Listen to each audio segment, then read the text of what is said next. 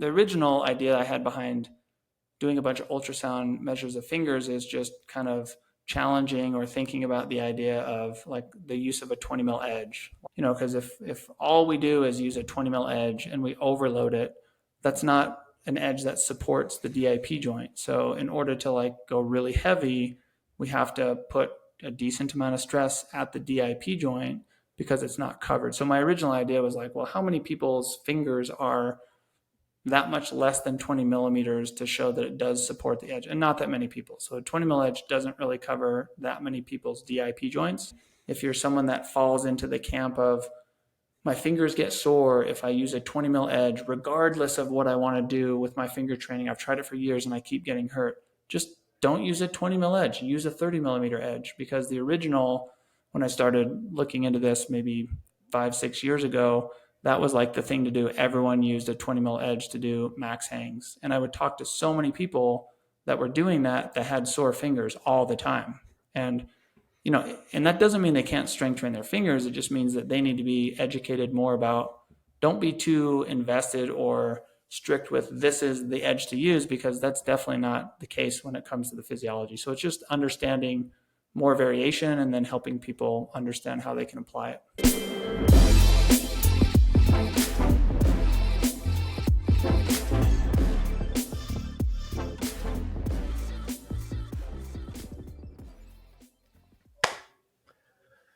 Tyler Nelson, Dr. Tyler Nelson, welcome to the Test Piece Podcast, man. Thank you. Happy to be here. Yeah, I had to get that doctor in there because I told you you're the first doctor I've had on the podcast. Although you told me don't make a big deal out of it, but I thought it was cool. So just throwing it in there, man. I wasn't sure if you were actually literally going to clap, so I'm glad we got the clap in too. I was like, is that like a audio clap or you're literally going to clap? It was applause for you to step on stage. It's just for editing, man. I needed to know right when we started, and that was it. Tyler, Cool. We're started. We're doing it. Tyler, you're the founder of Camp 4 Human Performance based in Salt Lake City. I think a lot of listeners will be familiar with you and your work, but just for those that aren't, your company provides coaching, training plans, rehab consultations, testing, courses, certifications. There's a ton more. And you've worked with some of the top athletes in our sport, like Allison Vest, Nathaniel Coleman, Alex Johnson, probably a bunch of other ones, but they've all been on the podcast before. So I just wanted to call them out. And in fact, it was really my chat with Allison Vest that got the ball rolling on us being here today. So thank you, Allison. She is famous for having insanely strong fingers, which you've tested and done some videos with her. And I guess for me, Tyler, I'm really interested in finger strength. I don't know what it is. Maybe it's my climbing. So yeah, thanks for coming on today. I just am psyched to dive really, really deep into strength training for the fingers and hands. Yeah, thanks. I think most climbers are enthusiastic about discussing finger training, because it's obviously a limiter for a lot of individuals. And from my standpoint, it's the most injured body part in a climber. And so the majority of my day I spend talking to athletes with injured fingers. And so it always comes down to thinking about ways that we can potentially reduce the total load to the fingers, both with climbing and training and lifting, so athletes can continue to progress in their sport and also keep their injury risk low. So it's hard to talk about climbing without addressing finger things, although certainly finger strength, in my opinion, now is emphasized too much, and we're going to talk quite a bit about that. So yeah, happy to chat. Yeah, Tyler, in my little outline where I had some maybe miscellaneous questions for you, one of my questions was, as a longtime climber, all of us who are longtime climbers, are we doomed to have achy and arthritic fingers into our old age? And you just responded with yes. And you just broke my heart there, dude. You broke my heart. It was great to just be blunt and direct there. It really comes down to just thinking about the size of the joint and thinking about the amount of stress we put on the fingers. And so what that does not mean is it does not mean that everyone's going to not be able to use their hands when they're older and they're going to suffer chronic pain complaints and reduce their quality of life is not what that means. What it does mean, though, is are we going to have some form of arthritic change to the cartilage and the joint and the bone and the ligaments? The answer is yes, because if athletes push themselves like I do and you do and all my clients do, like we can't really expect those things to not create, morphologic change over time. And that's pretty normal. And that does not mean though, however, that the athlete has to be, have a lot of pain and, suffer in that context. But the actual arthritic change, for sure, it's really pretty unavoidable. Okay, that's a bummer. But what I heard from all that is I can have these changes, and it doesn't necessarily mean that there'll be a lot of pain involved. And so I'm just going to keep my fingers crossed and keep doing what I'm doing. And actually, I want to revisit this when we talk later about ergonomic type of edges, because it seems like perhaps that's part of this equation for training and maybe, yeah, maybe keeping your fingers, I don't know what the word would be, more pain free as you get older. I'm just putting words in your mouth, but is that, are those connected at all? Yeah, absolutely. I think the structural changes that happen for the most part are considered protective. A joint responds to mechanical load by making the cartilage inside the joint thicker and more resilient, making the ligamentous structures on the sides thicker and more resilient. But in order to do that, we have to injure the tissue, micro strains to the tissue to have it come back stronger. And so changes in cross sectional area to ligaments and tendons as a response of mechanical load is a stress response. But if we do it at a pace where we recover well between sessions and between training cycles, that should be an adaptive, protective thing, right? It's really when we just do too much stuff and we don't pay attention to the recovery and we don't prioritize that. Painful fingers are a problem, and painful fingers are things you want to address and see a healthcare provider for and manage your program. But structural changes to joints, like I don't know any climbers that have been climbing for a long time and hard that don't have them. It's just not reasonable to think that we wouldn't. Yeah, it might sounds like it might be a bad sign if you don't have any structural changes. Perhaps you're not under enough load to cause adaptations, and that's part of the adaptation. And it makes me wonder if there's any research done, or if you know anything about people who start young. Like I started at maybe 8 years old, and what does it do, if anything, different when people start at a really young age to their structures? Dr. Schoffel, the German surgeon who was kind of like the one of the leaders in the world of research in finger injuries and climbing adaptations. They have quite a few numbers on youth athletes because they work with the whole German team, showing that those athletes absolutely have wider bases of their like middle phalanx. So the bones actually change in their size. The volar plates, which are the extension of the joint capsule on the flexor side of the finger where the pulleys attach, are bigger and stronger, and their cross sectional area to their tendons is larger as well. And so once an athlete, like I didn't start climbing till I was in college, till I was maybe 20, 21.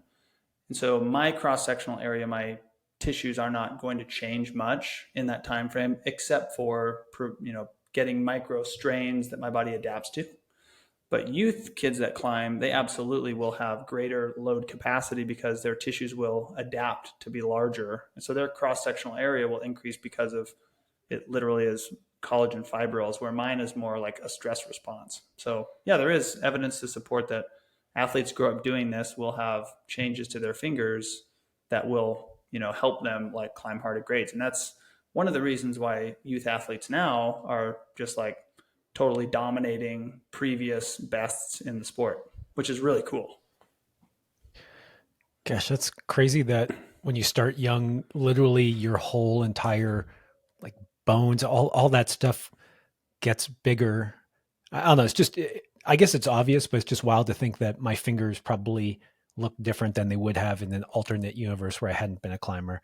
And it's something that I've observed anecdotally, even myself to some extent, is that people who climbed in their youth all the way, through until their adulthood seem to suffer from less finger injuries. And I guess I kind of I had a hunch that it was just structural changes, but is it also just that consistent loading a little bit more over time? Is it basically like slow strength training is why young kids or adults who climbed through their youth seem to suffer from less acute injuries later in life? Yeah, I would think so. I think the athletes that I've tested that are, let's say, beyond youth, or even some youth athletes, but some that are beyond youth, have really strong fingers. And if you ask them about their training history, they have no intentional finger strength training, like training. They just don't train their fingers aside from just climbing. So that's a really good example of just slowly working through grades. The holds get smaller, they get further apart, and that is slow progressive overload to the fingers, to the tendons, the ligaments, the joint capsules, etc. That's part of it. I think the other part of it is they have enough exposure to climbing. They're not as anxious to try and push numbers too fast, right? They already are very skilled and they already know what it's like to make progress year to year and month to month. And so maybe people that don't have that big training history try and shortcut it and want to jump grades too fast. And so I think there's probably a bit of that as well. They're a bit more tempered with how much they actually do. Hmm. Have you noticed that kids seem to prefer the three finger drag grip or basically open hand, but it really seems like kids seem to favor three finger drag. I don't know if you, this is like, this may be just in my circle, but we call it like the comp kid drag. Do you have any idea why kids might prefer that grip over full crimp?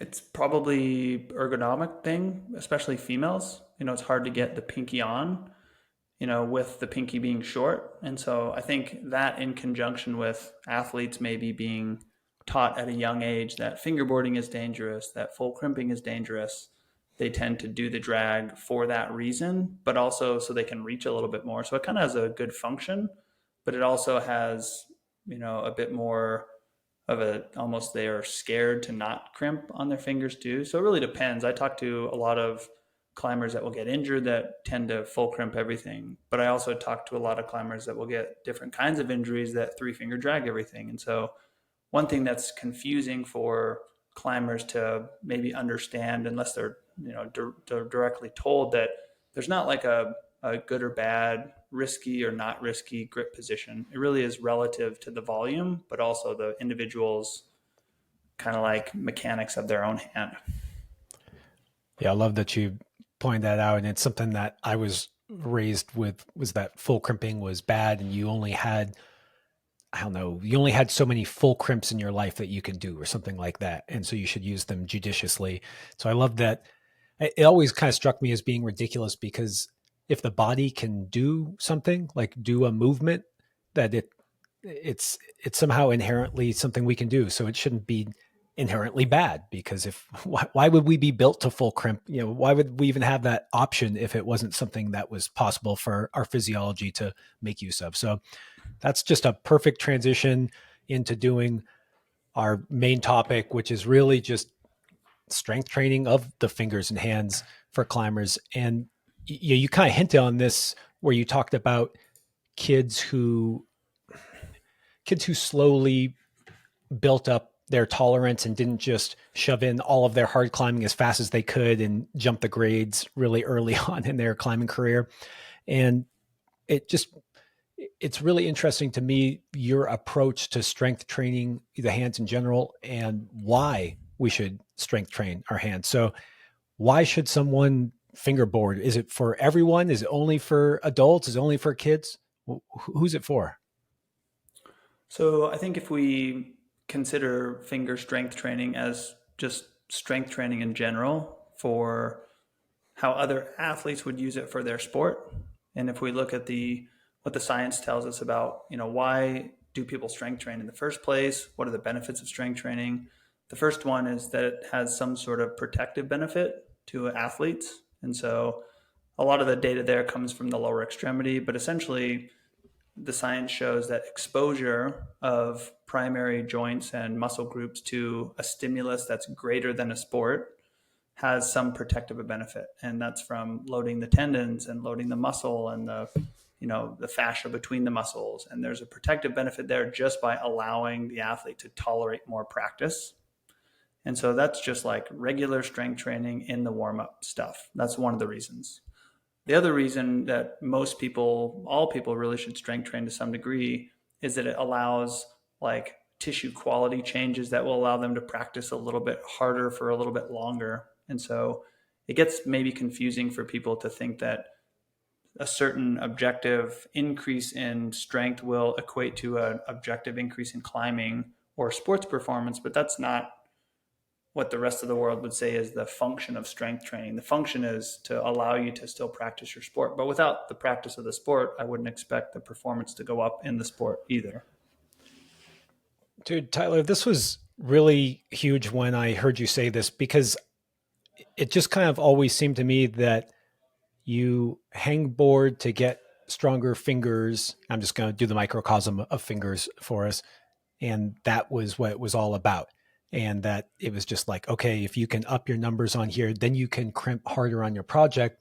But what I'm hearing from you, and correct me if I'm wrong, it's that we should all be strength training, regardless of our level, to reduce injury and to allow us to climb more. And that the gains in climbing comes from those benefits, not from it. That's wrong to connect your strength training directly with performance. And that intermediate step, or maybe it's not a step, it's just, it gets glossed over, and that the benefits are really there.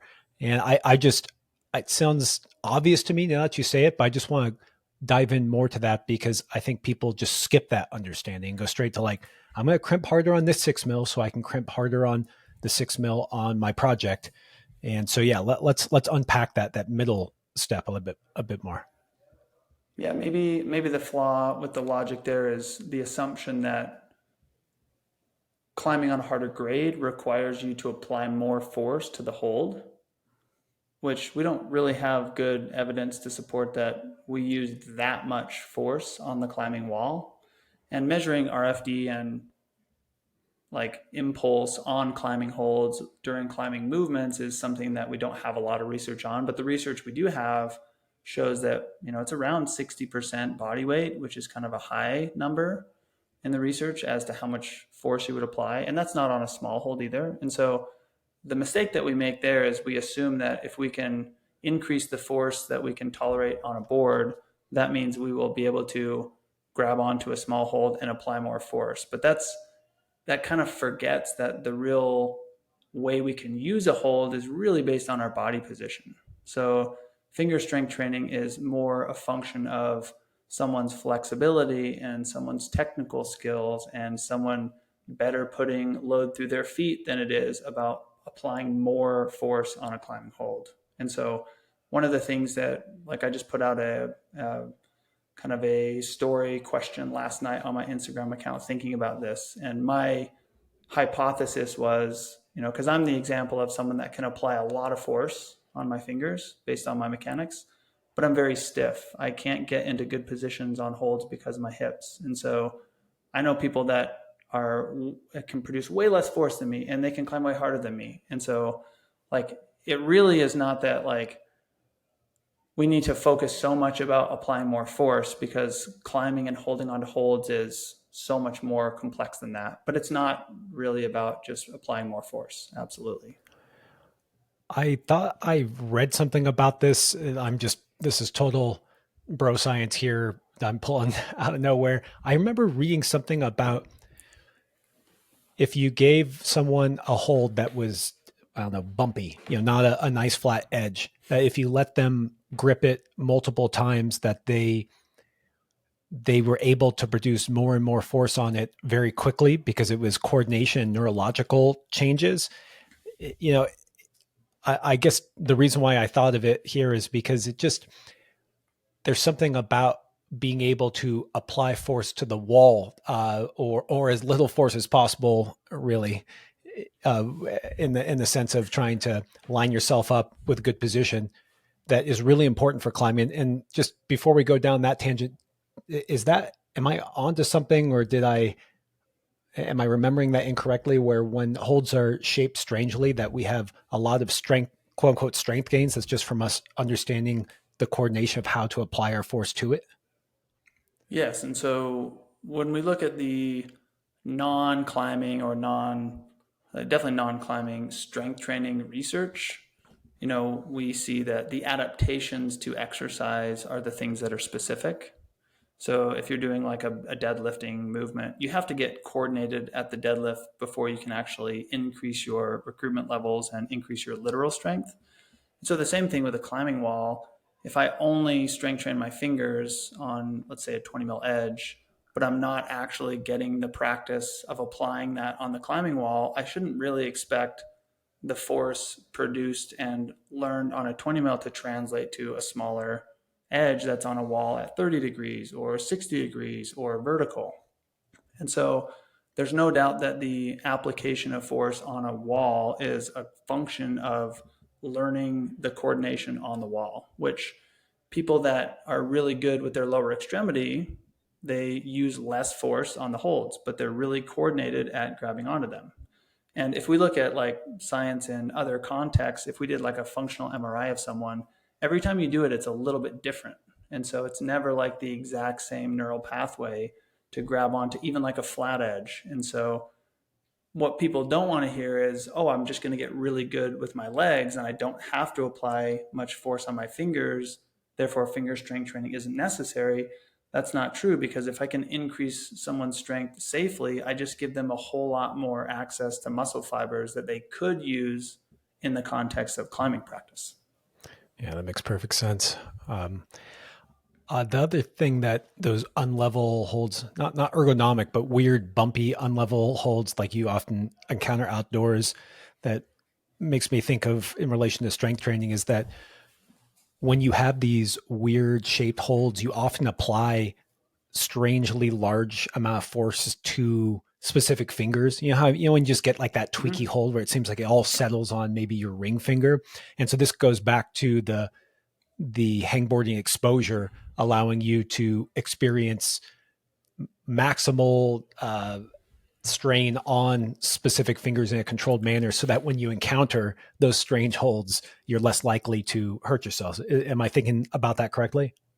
Yeah, and especially with the loads that people use, even if people are hanging with, 1.5 times their body weight, on a fingerboard, the science that I've seen doesn't really show that we commonly, if ever, use that much with one arm at a time on the climbing wall.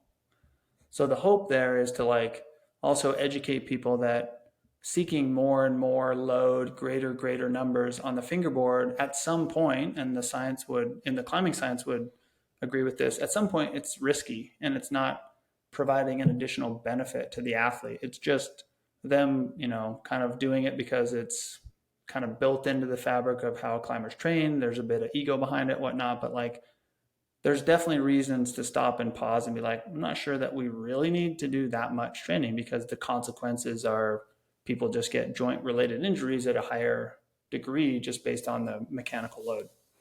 Do you have any insight into when when people's fingers are strong enough? That's like the most ridiculous question to ask because every person is different. Every maybe person's grade is different. But is there any like if you have an athlete walk into the door, do you ever tell them, hey, like maybe you keep on strength training in the sense of giving yourself exposure to your tissues exposure so you can maintain whatever adaptations you have, but how do you know when your fingers are strong enough?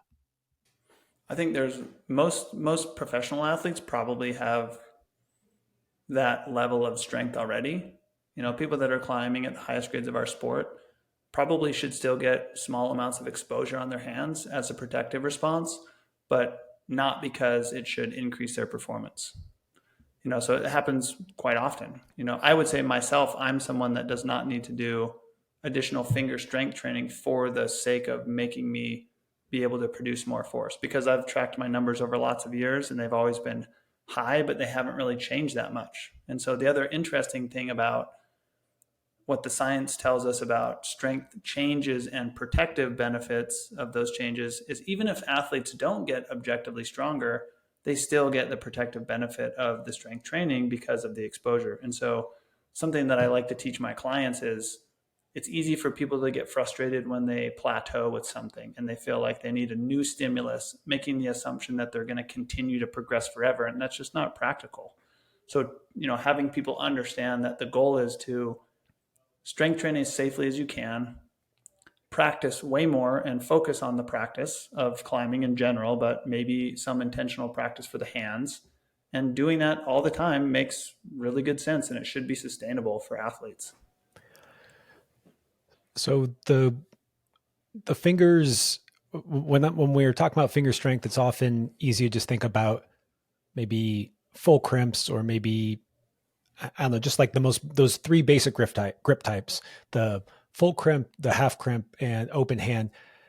But when we're thinking about this idea where perhaps professional athletes' hands or fingers are strong enough, what does that mean when it comes to these having a myriad of grip types? There's pinches, there's, I don't know, slopers. I mean, like I know all the musculature is the same in the hand, but all these grip types feel different, and sometimes there's big discrepancies.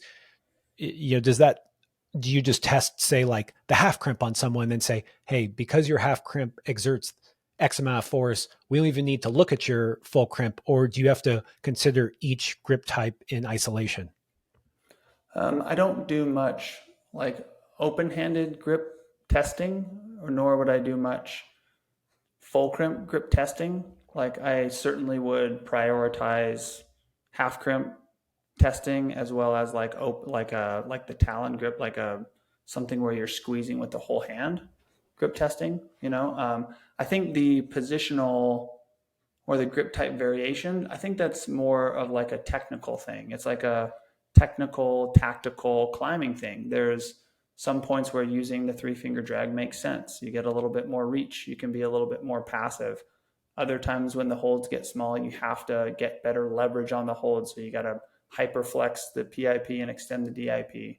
I think trying to focus too much on the force in a particular grip type kind of misses the point of why we're strength training in the first place. And in terms of full crimp versus a half crimp, athletes aren't going to produce more force on a full crimp than a half crimp. And so if the goal of the strength training is really just to give them more recruitment or a stimulus that's going to promote stiffness to the connective tissues, using the bigger edge at a higher intensity makes sense, and then exposing them to the positional stress on the wall where they're still doing the half crimp, the full crimp stuff. So that doesn't mean that I don't ever train that or think that it matters, because it definitely does. But I don't see a huge value in like measuring or comparing the difference between the two, because there's other variables that are into consideration. I see. I see. So when you're just talking about strength, just your ability to exert force through that physiology, it doesn't matter so much what the grip type is. But then if you want to maintain those other types of tissues that get stressed in different grip types, like say the full crimp, which is kind of, I mean, it's a weird mobility thing, right? It puts you into a different position. It's not about strength training there. It's about still exposing your tissues to the different shapes they may make, as well as probably coordination must be part of that as well. Yeah, one of the subtle differences between the half and the full crimp is the hyperextension of the DIP joint. So when we hyperextend the DIP joint, we definitely stretch the FDP tendon, so it's a little bit longer of a distance between the center of rotation. So we do have to apply a little bit of force on that particular muscle. Whereas we're in like kind of an open half crimp position where not 90 degrees, but maybe 110 in like a curling kind of fashion. That is mostly a FDS, kind of stress. And so you will get slightly different numbers and different intentions with like using different positions for testing. But again, I think as long as we're getting some number on a repeatable position that's safe for the athlete, that we can use for training, and they can get the exposure to the more stressful positions in other ways, like to me, that is a more sustainable approach than assuming that everyone has to measure their full crimp, everyone has to measure their half crimp, and everyone has to measure an open handed position, which is the least muscular of all the open position. It totally makes sense. On the idea of full crimping, and morphology as well. What some people can hyperextend quite a bit more at the dip joint, which is kind of the one closest to your fingertip. Uh, how does that change one's ability to exert force on the hold? It basically, is it better to be really hyperextended? Should we work towards that? Is it not matter? Just how do you think about the hyperextension, the dip joint applying to our ability to put force onto holds? I don't know that there's a whole lot people can do to change how much mobility they have there. I don't know that I would ever promote the idea of someone intentionally trying to get hypermobile at their DIP joint. Like I'm a good example of someone that has very stiff joints. And so I don't have a lot of extensibility on my middle three fingers, my index, middle, and ring finger there, but my pinky will hyperextend.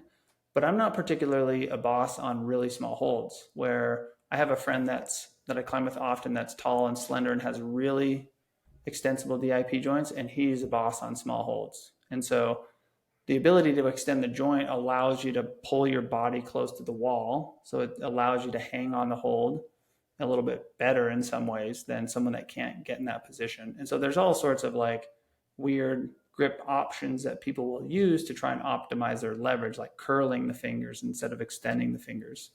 But I think there's a lot of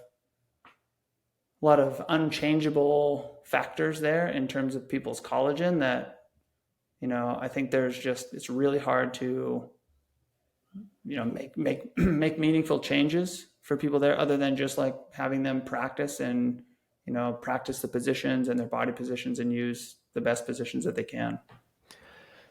Bummer. I wish I could hyperextend more. And I will say that just spending some time in full crimp mode has given me just I don't know if I'm more mobile, but I'm more comfortable there. So I feel like I can apply more of my strength through there. And Definitely more probably, comfortable. yeah, and it's also probably makes it safer when I do full crimp by spending some time there. And uh I will point out something I think we've talked about before where just because someone can hyperextend, like your friend who can hyperextend so well on really small crimps and own them, I'm sure that that also leads to some shortcomings in other abilities that he has, where having stiff joints is maybe not the best thing in that circumstance, but I know that you have seriously strong fingers. And so is there some kind of balancing act there where like being hypermobile is great in that example and not so great in others? Yeah, usually people that have a little bit more stiffness will have a little bit more rate of force. So my power should be a little bit greater than his simply because I don't lose energy, let's say, by the joint stretching before my joint gets stiff and I apply force from my muscle. So there's that component as well. And it really just depends on the type of hold, like a 10 mil to a 10 mil up, my fingers are really strong and quite capable, but like on 8 mil holds, it's hard to get on top of those holds. And so one thing that you mentioned, like you can, and I do this a lot with my clients that need to use small holds, which is another really important thing to bring up is, everyone does not need to train on really small holds and train to full crimp. If athletes have a need to do that, if they climb at Smith Rock, if they climb at Joe's Valley, if they climb at, Bishop, places that require you to grab small holds, then they absolutely need that stimulus.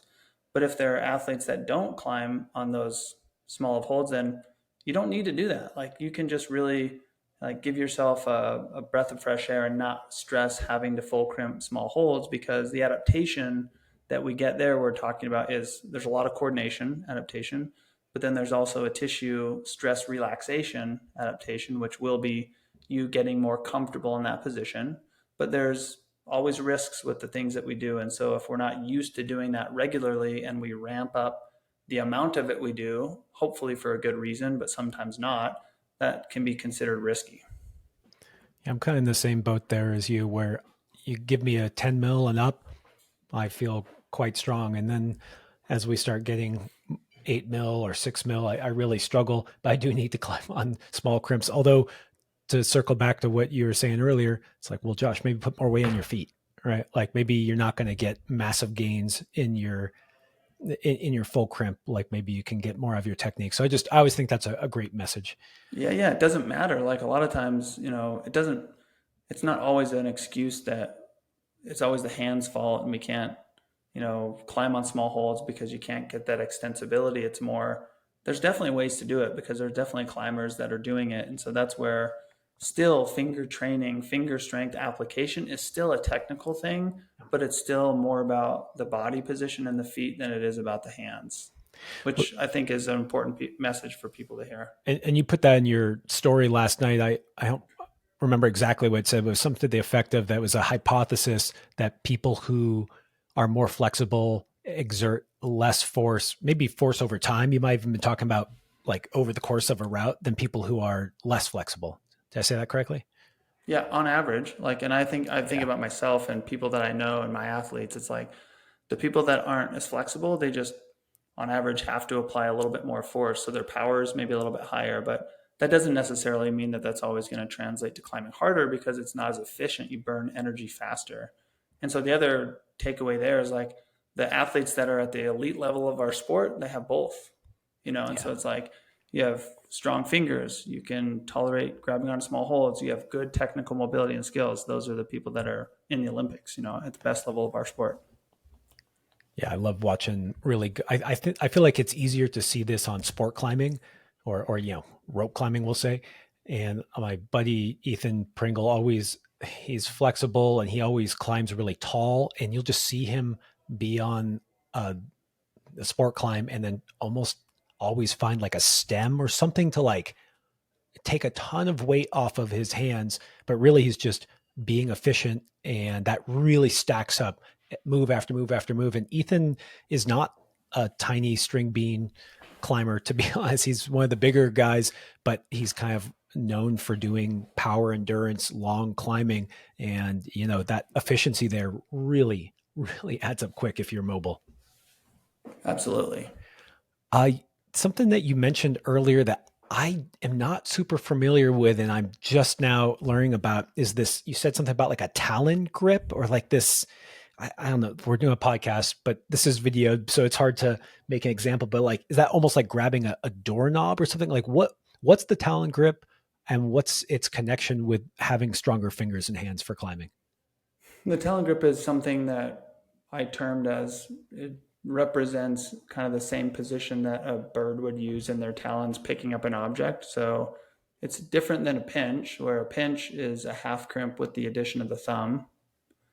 But because the fingers are together, there aren't it's not as much of a stress to the intrinsic muscles of the hand, which are the palmar interossei. So there's muscles that live in the hand that live between the metacarpals that are responsible for, bringing the fingers together. And so on a pinch, we don't really stress those muscles very much because we don't have to because the fingers are together.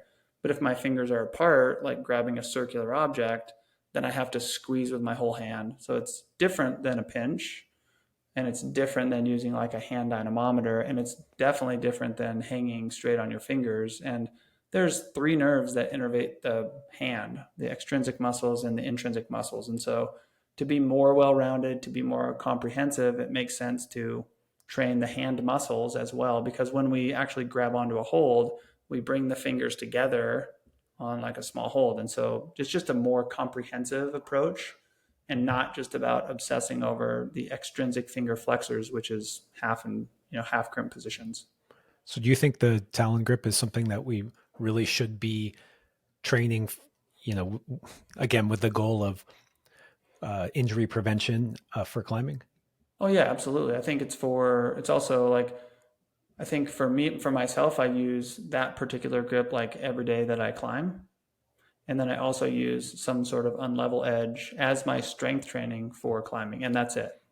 And then all of the other exposure comes from the climbing wall, or for some of my clients, if they don't have access to spray walls and system boards, then they can use a fingerboard as well for, full crimp hanging stuff. And you certainly can use a fingerboard to strength train too, but like it's just a bit more muscular if we can have something that loads all four digits, kind of at the same time, and including the thumb with the talon grip. But the other thing I like about the talon grip is it's not as stressful on the PIP joint because the finger is still more of an obtuse joint angle. Hmm. Okay, I don't want to get too far away from the fingers because they're complex enough as they are, but it just begs the question for me. Okay, so getting those intrinsic, or God, maybe they're extrinsic, getting those the hand muscles stronger is great because it clearly supports all the things we do as climbers. But then there's also the wrist. Like, how do you think about each step of this chain to make sure that we can exert as much force as possible with our fingers and stay as injury free as possible? So I still think it's the function is to get the exposure and also to increase recruitment levels just so we have a lot of movement options. But again, it's not because we need to apply so much more force. It's really just a way to be more comprehensive with the hand so the athlete has a lot of practice time. So I'm a big fan of using some form of wrist strengthening. Like I like the wrist wrench for that tool. It's pretty easy to do, but it's definitely not the only way to train the wrist. And then some sort of open position that loads the intrinsic, which would intrinsic essentially just means muscles that are beyond the wrist that actually originate beyond the wrist. The extrinsic ones are, outside the wrist. They're more in the forearm. So the intrinsic muscles are the pads and the dabs, and then the lumbrical muscles. So the interossei and the lumbricals. And so we can train those pretty easily with something that's circular. And I use like an atomic climbing hold. They call them ninja balls. They use them for ninja warrior courses, but I've had clients screw like a eye bolt into a I guess a stair newel post from like Home Depot, or a baseball, or something that's round that they can grab and add load to and squeeze and lift hard with. And then something for the extrinsic finger flexors, either on a fingerboard with an unlevel edge, like however you want to do it. This is a risk question that I feel like a lot of climbers experience, that kind of pull out feeling on their wrist. You know, when you like hit a big sloper, it kind of feels almost like your wrist Mm-hmm. kind of dislocates a little bit. What is that? How dangerous is it? And how might we prevent that happening? I think it's really about the volume of, and that's again another genetic thing. People that have lots of flexibility, they have more elastin in their connective tissues. They have less type 1 collagen, where I'm very opposite. I'm very stiff. And I was telling one of my clients this morning, like I don't really get shoulder, elbow, and wrist injuries. And like I beat myself up just like you do, this climber does, but like my body, because it's stiff, doesn't have good ranges of motion, but that's protective in a lot of ways. And so it's kind of a trade-off where I find that people that have more mobility and they spend a lot of time in the drag or on slopers, they get a lot of shearing stress at the wrist because it's not a very muscular position, because the muscle is longer there than it is, so it just like can't produce as much torque at the joint. And so it's just really about the amount of volume that someone's doing on slopers, and people's risk is different. There's no way around that. I hate that. I I'm not a fan of that feeling, and I'm probably on the more mobile side. I've had plenty of shoulder injuries. I always traced it back to gymnastics. And it is funny, just that idea of that spectrum of stiffness and flexibility, or and there's pros and cons to each. And when people start doing a lot of yoga, people often hurt their back doing yoga. It's like they are weak and they can't support their spine, and they're getting into these really crazy positions. And so it's like mobility is good, strength is good, and you want some ability in both of them, is what it sounds like.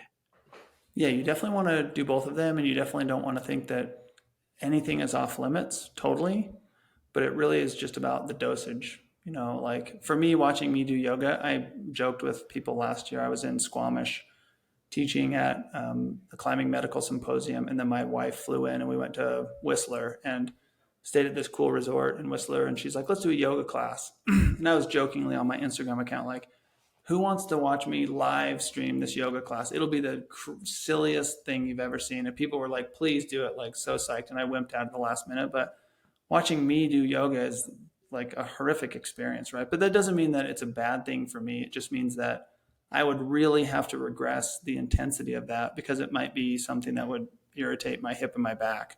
But it's good for people to challenge, those things that they feel like they can't do. There's nothing really that's off limits, but I think it's really helpful for people to understand that it's okay to maybe don't do the things that aren't as comfortable for you, and don't beat yourself up about feeling like you're missing out on some performance gain by not doing them. It's like, because I used to do that when I was younger. I would push into those things, do lots of stretching and lots of things for my back, and in retrospect it only made it worse. It didn't really help my overall like strength and performance. The other thing I've noticed in my old age is that those things that you're naturally not so good at, but perhaps you really do need to get better at them, like this really small hold thing that I kind of have to be exposed to if I want to do my projects. Like there's just the rock won't change, so I've got to change a little bit. And even though there may be other lower hanging fruit such as technique, what I've noticed is that when I try to build a ability that doesn't come naturally for me, that I have to regress it significantly, way more than I think, and start really, really slow. And then I can see some benefits, but that part of the problem will be jumping in too fast and expecting something out of my body that just wasn't designed to do.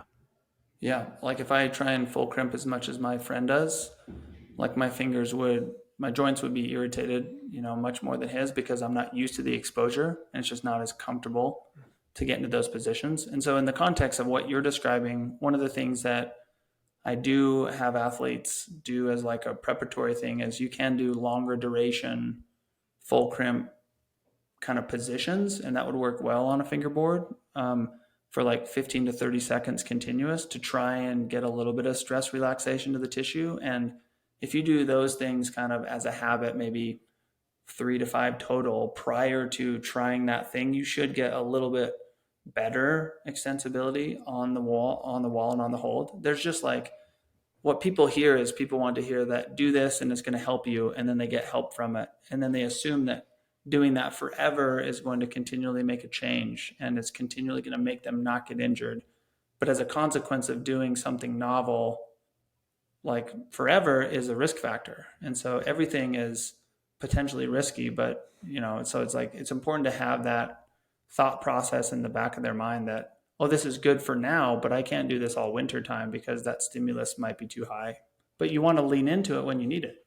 Yeah, having those realistic expectations are it's hard, man. Like you get these, you see Dave Graham full crimp something, and you just think that, oh, if I stick with this long enough, I can do it too. But sometimes you're just not Dave Graham, and that I don't know. It's why it's nice to have a coach and someone like you looking over looking over athletes, or especially when you're the athlete, because sometimes you get in your head something that actually would just be injurious and hurt you in the long run because you're not the same as everyone else.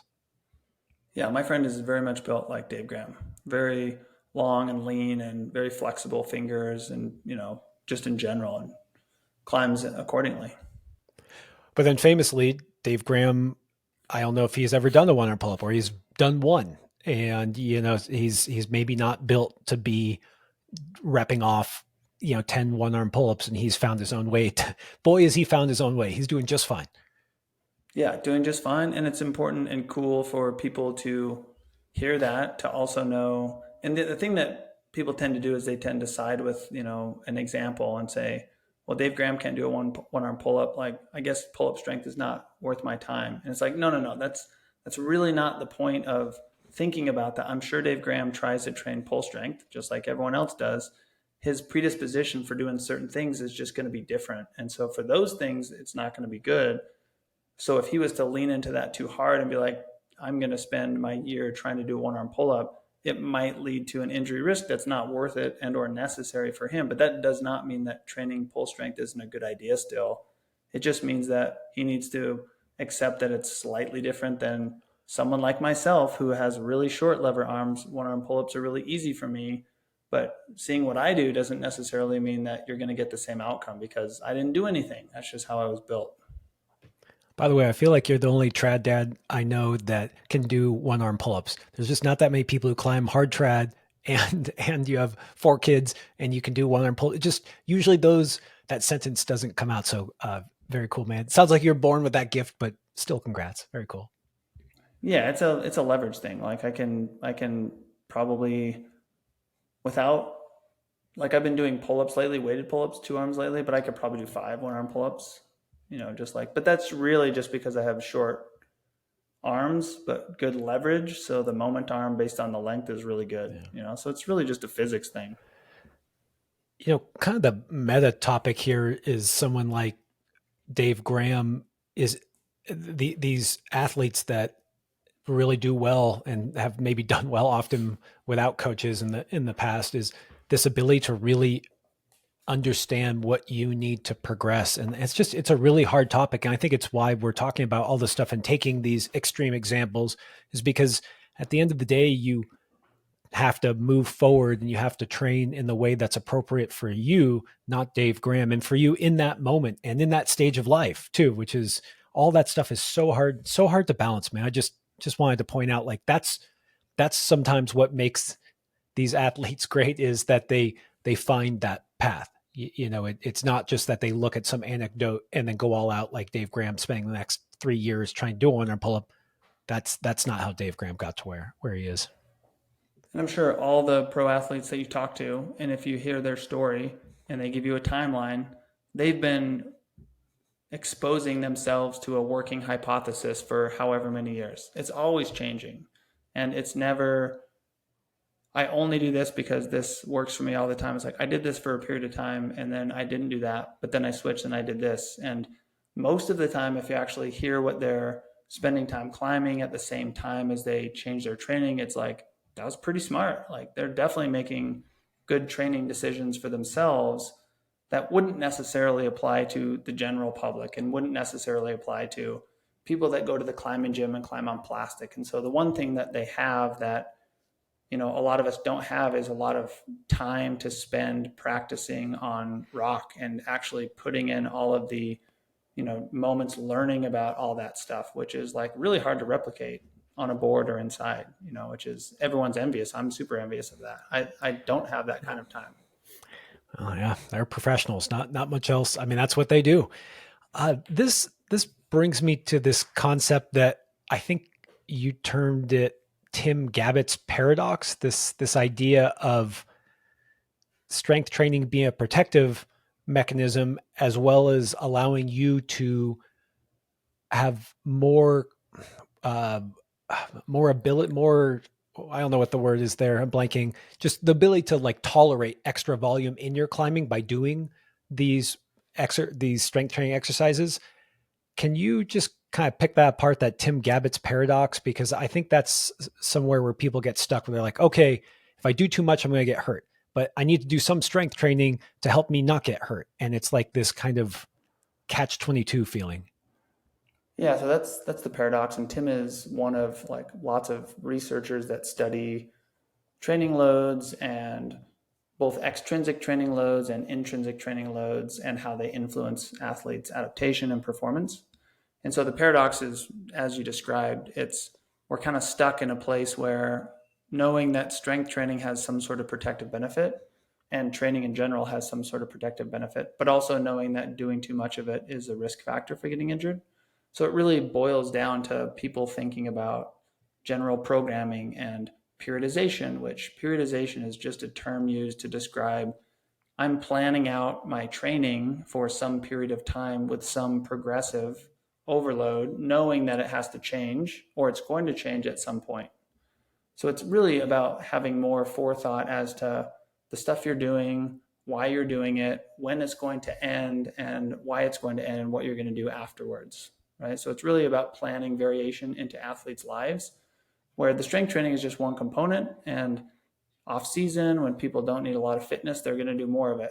But when the season gets closer, they're definitely going to do less of it. And then when it's in the season, they can stop doing it, in the typical twice a week weight room style. And that's okay, knowing that at the end of a season, they're going to do it again. So it's really kind of a broad roadmap, let's say, to help athletes not get hurt while they still can train. It all totally makes sense. And periodization totally makes sense.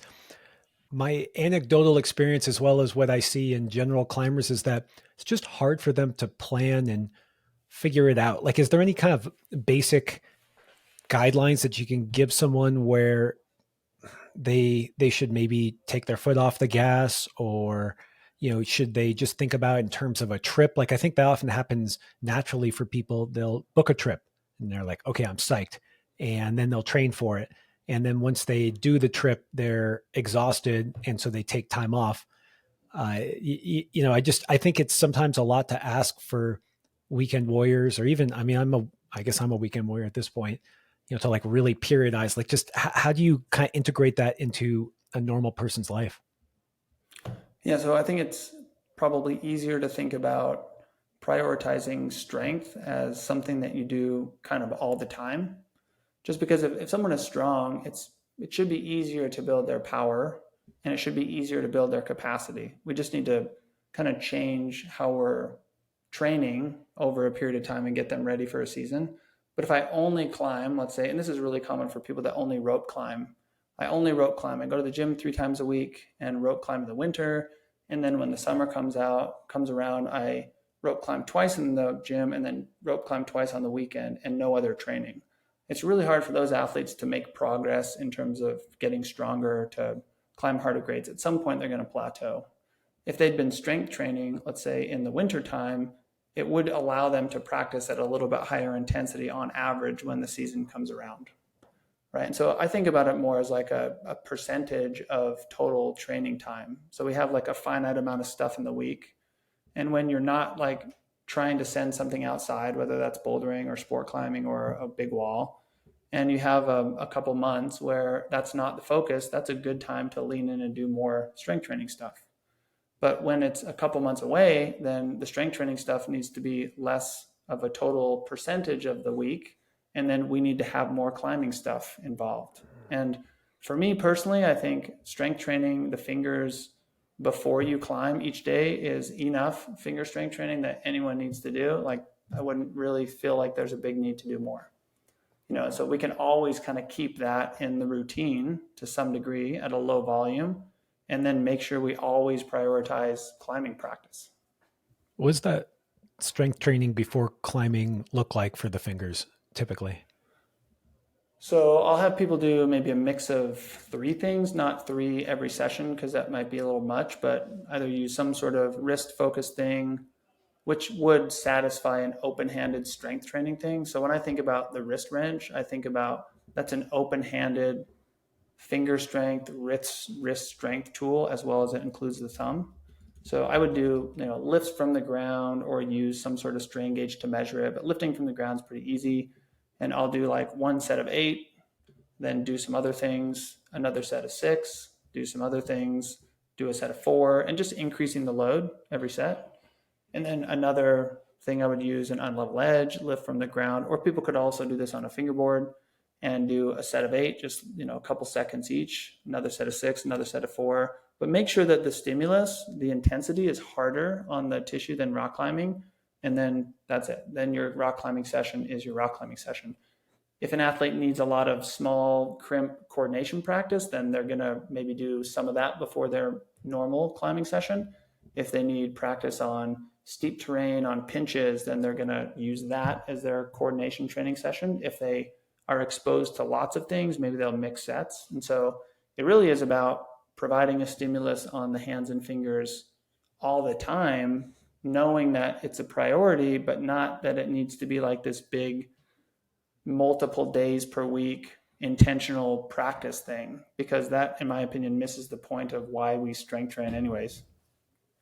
I had to just look up what the wrist wrench was because I thought I knew what it was, but I was totally wrong. It's kind of like a big open hand. Gosh, it's like almost like a giant bar, and then you can twist it.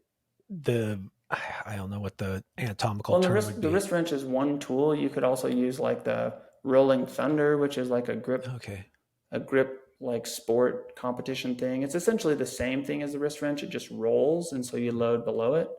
I also will have people use the end of a barbell in a squat rack. It's a little bit smaller in its diameter, but that also works. It's essentially just something more circular that you grab with your fingers more open and you just lift something really heavy.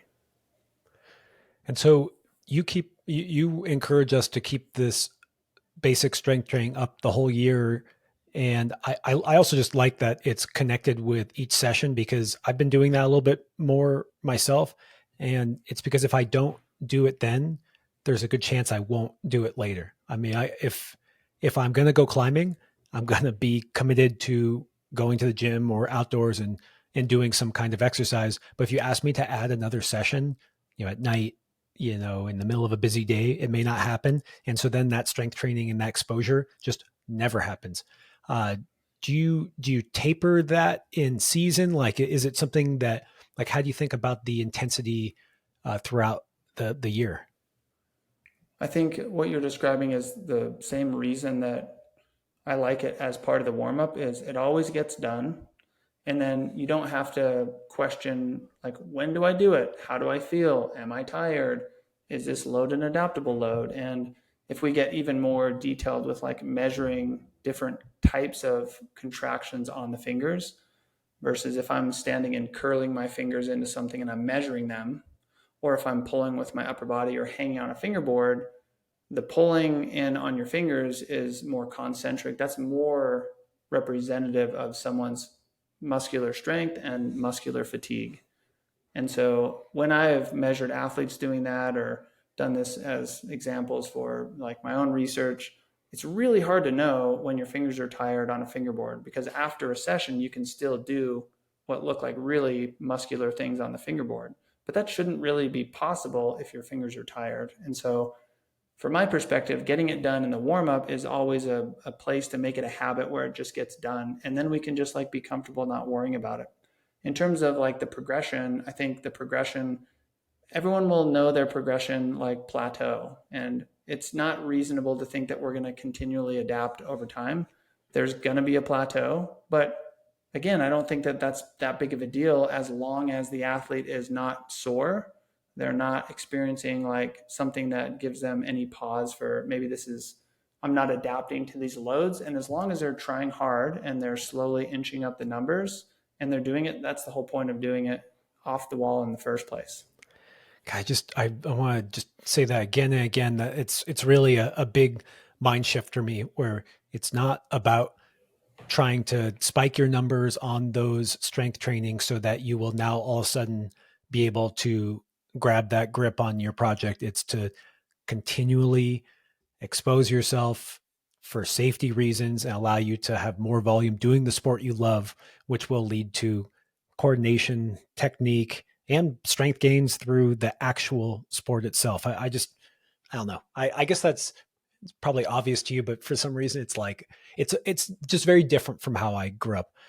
Uh, I I want to know more about this finger curl idea. I think that's like something that's just I've never really done. When I was younger, sometimes we'd do, I guess we called them like fingertip pull-ups where you'd hang kind of open hand and pull into a full crimp. Talk a little bit more about this idea of curling your fingers against resistance. Yeah, so it's a little bit more of an active position. So when you watch people do, and the cool thing that I was going to say about what we described as like warm up options and progressions and a stimulus is there's so many different ways you can do that, right? And the reality is your fingers don't care, like they really don't care as long as you're getting a stimulus that attempts to load all four fingers, that has an intentionally active position, which will limit how much actual load you're putting on the fingers, but it will be more of a muscular stress. Your body will adapt accordingly.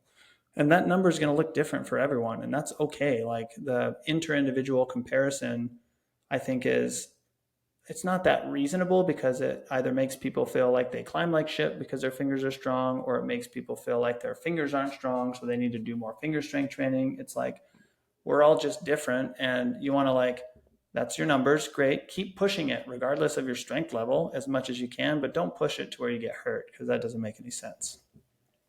Right. So if you were to like, and what you're describing on the fingerboard, I think makes sense. And when my clients use a fingerboard, I'll have them pick a load that they're limited by how much they can curl in and hold that position. So imagine going up to a fingerboard at, let's say, body weight, and you grab onto the board. And instead of just like getting at 90 degrees and lowering your body, get a slightly open position, like 110 degrees, and curl into it like you're going to do a full crimp and hold that position. And so, what the muscle shortening does is the muscle shortening is mostly based on the motors. And so, to shorten a muscle, the muscle fibers have to attach and shorten.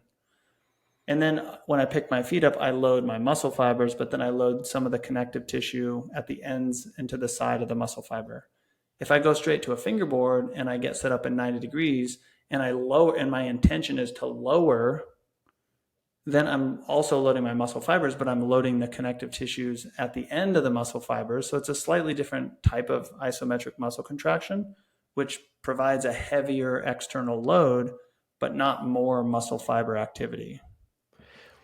When I think of this finger curling, I don't think of it as isometric though, right? Isn't it like you're moving through, that's concentric, right? So that's way more muscular than just going into a full crimp and just being stuck there, right? So And yeah, yeah. So the curling part is not really like full curling range of motion under load. It's like oh, it's a okay. subtle shortening, but it's called an overcoming isometric. So it's like you're trying to curl into the hold, but you're not really doing a full finger curl. Where you're trying to pull the edge towards you, let's say, where in a other style, the yielding isometric, you're trying to not fall open. Hmm. Does that And make isn't that sense? how people typically get hurt too? Isn't that the position that people often get hurt in, that like opening cycle? Yeah, it's usually a rapid load though. I don't talk to Hmm. many people that have heard a pop or had a finger injury directly on a fingerboard. I'm sure it's happened, but that's not as nearly as common as someone with their hands on and a foot slips and then they quickly open the joint. I see. Yeah. PSA really quick there. Don't get hurt training. You can control all the variables. If you get hurt training, it was just you weren't thinking. Like it's very different to have a foot pop or a foothold break and you get hurt. And just do not get hurt on the fingerboard. You should not get hurt on the fingerboard. And that's a big part of my kind of thought process and hypotheses on these different ideas for finger strength training is the bias is I talk to people with finger injuries, and when we just hear what people do, it's not one thing. It's definitely not finger training. It's climbing training and fingerboarding or finger training and lifting weights and other sports. And really, it's not that anything's good or bad. It's really just people need to think about the total combination of all of those things and how it affects tissues like the fingers, because the fingers are the smallest joint that we load in the entire body when we're climbing. And it's loaded at such a high intensity and repetition that not considering that a risk factor on the fingerboard is silly. That definitely is one of the risk factors for sure. So it's always kind of with that in mind. I just got a force meter, like a Tyndek. Uh, Mm-hmm. how do you put that into use in your practice? So there's a ton of different ways to use it. It's really easy to quantify and measure maximum strength. It's really simple to measure rate of force development. So how quickly someone can generate force in a certain time frame, which is probably more important than strength training. And in any other sport, like let's say the NFL combine, the strongest athlete, the brute strongest athlete is not the best athlete. And coaches know that, recruiters know that. The athletes that can express force dynamically on off on the field are the best athlete, right? And so that's a really important metric. And then I also have my athletes test anaerobic power, anaerobic capacity, aerobic capacity. So that thing is just a tool that can be used that can be a bit more precise in its measurement, methods, but also it's easy to reproduce. So if I'm trying to measure someone's, let's say, aerobic capacity, I can have them fix like a percentage of their max and have them do repeaters for repetitions. And if I want to retest that, I can make it the exact same. So it's just a tool that's very easy to use. It's very objective and fun to use, but it has a whole bunch of different uses. It's funny that you mentioned that idea of the people who are the strongest in the weight room typically aren't the top athletes. I've heard that a bunch of times where it's like you see the running back who squats the most is not the star running back. Like those Mm. really star athletes typically are. I want to say they're bad in the weight room. It'd be ridiculous to think you take some NFL running back and they can't squat a ton, but that's not where you really see their specialty lies, that force production. So let's talk a little bit about that difference between strength, power, and endurance in that spectrum, because you kind of referred to that when you're talking about the sport climbers who only sport climb and just where strength fits in. So can you break down that spectrum a little bit and how they're related? Yeah, so athletes that can produce lots of force, they tend to, in a lot of cases, it might be based on their moment arm. So essentially, the moment arm is the length, the distance of the attachment length from the axis of rotation. So if we talk about that at the end of the fingers, if I have a longer attachment distance, I have the ability to produce more torque. So at the same intensity at the muscle, it's a more efficient type of movement. So that athlete can do a lot of repetitions at the same intensity based on their leverage. The downside of that is it's slower, right? So further distance has to take more time to shorten. And so there's so many weird variables. And if you think about the human body, that applies to the shoulder, the elbow, the wrist, the fingers. Like there are so many moving parts, but that definitely is what differentiates athletes genetically. It's just like people are built how they're built, and so people have a natural predisposition for a certain discipline. And most people that aren't trying to be generalists or not trying to challenge that, they kind of fall into the thing that they're the best at, which is totally reasonable and good. And so in order for athletes to like improve at that particular thing that they're good at, that usually requires them to like challenge some of the things that they're not as good at. So most sport climbers, that I call it the old guy crew, that all go to the gym, and I've been going sport climbing once a week for the last like 3 weeks. But it's people I've climbed with before at the gym, and they're all older and have jobs and kids, and they're still there climbing at the gym, but they're all climbing at the same grade for the most part. And so it's really that they're not really taking time to like do more bouldering than sport climbing. So they're not on average doing harder moves.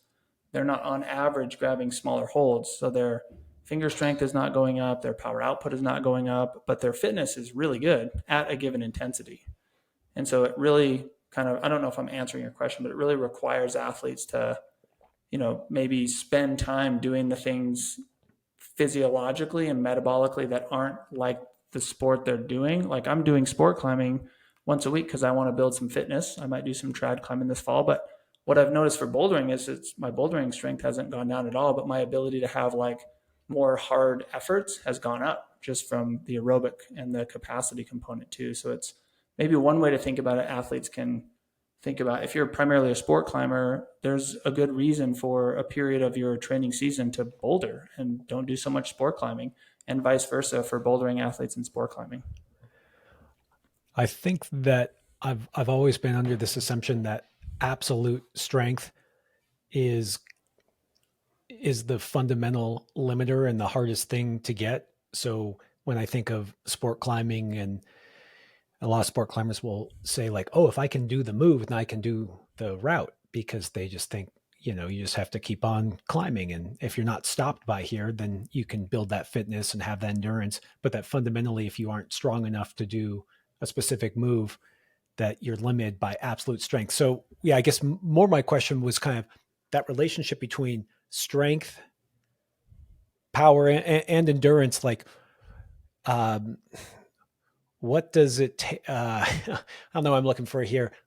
Am I right thinking that strength is kind of like the most important component on that spectrum? That if you are strong, you can end up building endurance, but that's kind of harder to go the other way, and that someone who is quite well versed in endurance, kind of is limited by their absolute strength.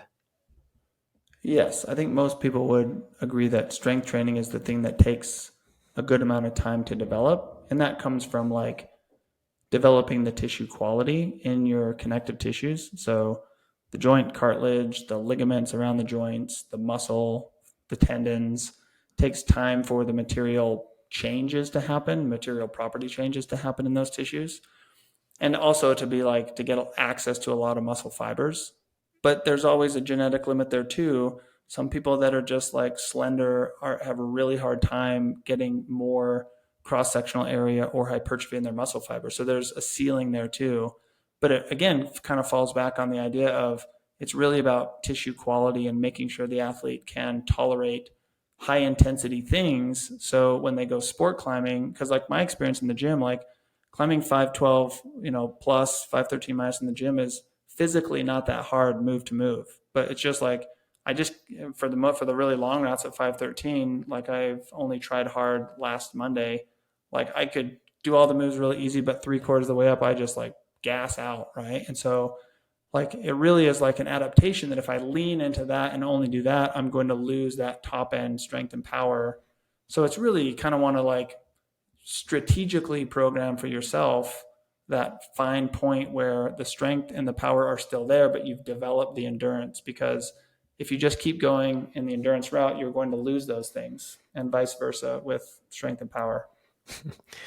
Well, I guess my plan is that as I when you're younger, it seems like you can build this strength and hold on to it. Like you were saying, you started doing more sport climbing, but you don't really feel like your strength has gone down that much when bouldering. And I just always feel like the older I get, the more I can head towards endurance sport. There's always this joke in my crew where it's like you're young, you boulder, and then when it just becomes too much and your performance isn't going up, you start doing a little more sport climbing, then maybe a little more trad climbing, and then maybe we're just going to be walking and hiking instead of trying to have that hardcore power output. But what I also hear you saying is that you really need to maintain strength to support the demands of volume in whatever discipline you're enjoying. And the good news for athletes is it doesn't need to be a lot of stuff. Like I have enough strength training background and enough physical strength that I strength train like every 3 or 4 days. Like that's it. But I only will do like 3 to 4 exercises, but they're always intense and they always are like physically pushing how much load I can move. So some sort of pulling movement, some sort of pushing movement, some sort of squat or hip hinge movement, and then something additional for the shoulders. And certainly that's going to be slightly different for different people, but if we can like stick, and that's what the science would suggest, is if we can stick with like those 4 multi-joint compound really intense exercises and we just do them regularly, you don't have to worry about anymore. So you don't always need a big structured like progressive training program with all these different things in it. You just need the stimulus to make sure your tissues can tolerate it. Can we talk a little bit more about rate of force development and how that may be related to what we term contact strength in climbing? Yeah, so contact strength is the strength required to contact and hold on to a hold, maybe is an easy way of describing it. But it definitely is not about maximum force. Maximum force of an athlete matters, but an athlete's ability to produce a percentage of that maximum matters more. So the example would be Allison versus Alex. Alex has much better contact strength, but Allison has much stronger fingers. So even though one maximum strength is higher than the other, if we measure them at, let's say, 200 milliseconds, the one that can apply force smoothly and quickly there repetitively probably has the advantage in a sport where you grab holds quickly. And we don't grab holds super quickly in climbing, but there's definitely a component where it needs to be smooth and coordinated. And again, like as balanced as possible based on the positioning of the lower body. So it's like we want to focus on, I need to increase my contact strength.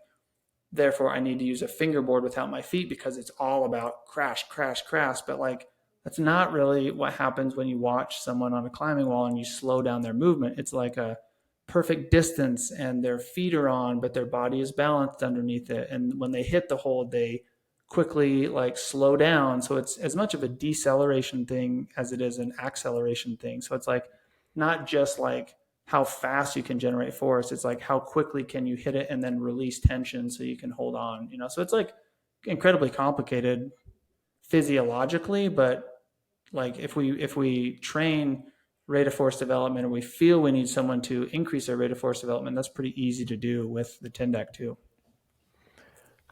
Yeah, what I heard there is that contact strength, as we think about in climbing, like jumping and latching, or not even necessarily jumping, just latching a big dynamic move, is about a lot more than just your ability to grab that hold with your hand. That there's a huge element of just, when you just hit something, you're almost kind of like weightless for that half a second, and it almost gives you time to settle into that hold. And I know you also pointed out that there's going to be physiological differences for people who can produce power over time in a different manner. It actually makes me think of when I was in college and I was doing some weightlifting, and I had a buddy who was a power lifter, and he could squat and deadlift a lot more than me. But then when we did jumping or cleans, kind of like Olympic lifting where you had to throw it, he was the same strength as me, or had the same ability as me, but it was really just like our leg movement arm I had. I was able to produce more power, even though he was stronger than me, which I thought was interesting. So, uh, if you are looking to increase your contact strength, maybe you do think it's a problem beyond technique. How do you do that with the Tindeck? So I typically would have people, because it's a muscular thing. Ultimately, we want the majority of that practice to be on the climbing wall, no doubt. But if we're trying to target the ability of the fast twitch fibers to contract at their normal speed, which is fast, we can train that. And so I would use a edge that loads all four fingers, some unlevel edge, and I would have people stand vertically with their knees straight and their elbows straight and their hand on the edge, kind of in an open position. And then the Tindeck has a countdown feature where then at zero, you just like have a little bit of tension and you just contract into it as quickly as you can for like 1 second. Okay, let's talk more about this unlevel edge. I've never used one, but it seems like there's a ton of benefits, especially when you're really just taking this focus of, let's try to increase strength in the hands and fingers. And it's not so much like, let's see if we can, fit onto this little crimp, like it, just really taking that step back instead of the specificity for a hold. We're just kind of talking about strength training and the protective effects of that. Yeah. Let's go more into the ergo edge and why you like it so much. So it's really an attempt to separate training from sports practice. Right? If you think about, let's say, the first thing that came to my mind was like a lineman in football. Like a lineman in football needs to extend at the hips very quickly, and they need to be able to push another human and block them from all these different directions. So what they do in their off season or for their strength training is they do bench press and they do hip extension, like deadlifting, squatting, etc. Right? You don't see them trying to get stronger moving an object that's not stable or trying to replicate their sport as much as just targeting muscle groups and movement patterns and overloading them with the strength training principles that are pretty well established now. And so their sport practice is the most important, but there's a reason that they use something that's not their sport because it's just an easier tool to understand, to track. It's safer, right? And so like those two they are important for each other, but they don't need to look like each other. And so the justification for the unlevel edge is essentially finding a way to just load all four fingers in a hopefully a more symmetric way instead of an edge that's flat, which kind of makes you cram your fingers onto it, because most people's fingers are not the same length. I don't, some people's are pretty dang close, which is amazing, but most people's pinkies are much shorter and their fingers are not the same length. So in order to like increase my recruitment and the stiffness to my tissues, those tendons all have the same muscle belly in the forearm. And so it's simply an attempt at giving someone a training tool that they can access more muscle fibers with that loads the fingers evenly, which also reduces a little bit of the rotational stress we put on the PIP joint versus using a flat edge. I see. Okay, then am I right to kind of think about pulling on a comfy ergo or unlevel edge from the ground and saying like an isometric, like using the Tindeck, something that just doing that to a max ability is the best way to test general finger strength in the context that we're talking about. We're not talking about can you crimp this thing on the swarm. We're just talking about the musculature and physiology with the goal of protecting ourselves from the demands of our sport. Is that like kind of the most isolated best example of stressing your that chain, the ergo or the unlevel edge from the ground in a comfy way? Yeah, I think so. I mean, it's a new enough concept that it hasn't been researched, so I think people will maybe in like a strict randomized controlled trial methodology. But if we look at our science, it's like it's hard to do good research in climbing. There's not a lot of money, and so it's always kind of like we need more and more stuff of it. But from my own personal research, I have probably 120 athletes that have tested with me or sending me their numbers. And essentially, the argument can be made if you can produce more force on that edge versus a flat edge, then it's probably more representative of muscular force. And almost every person, I think there's a few exceptions, but almost everyone's numbers are higher with an unlevel edge versus a flat edge. And so it's really just trying to find a way to stress more of the muscle and more of the tendons at the same time is really all that it's trying to do.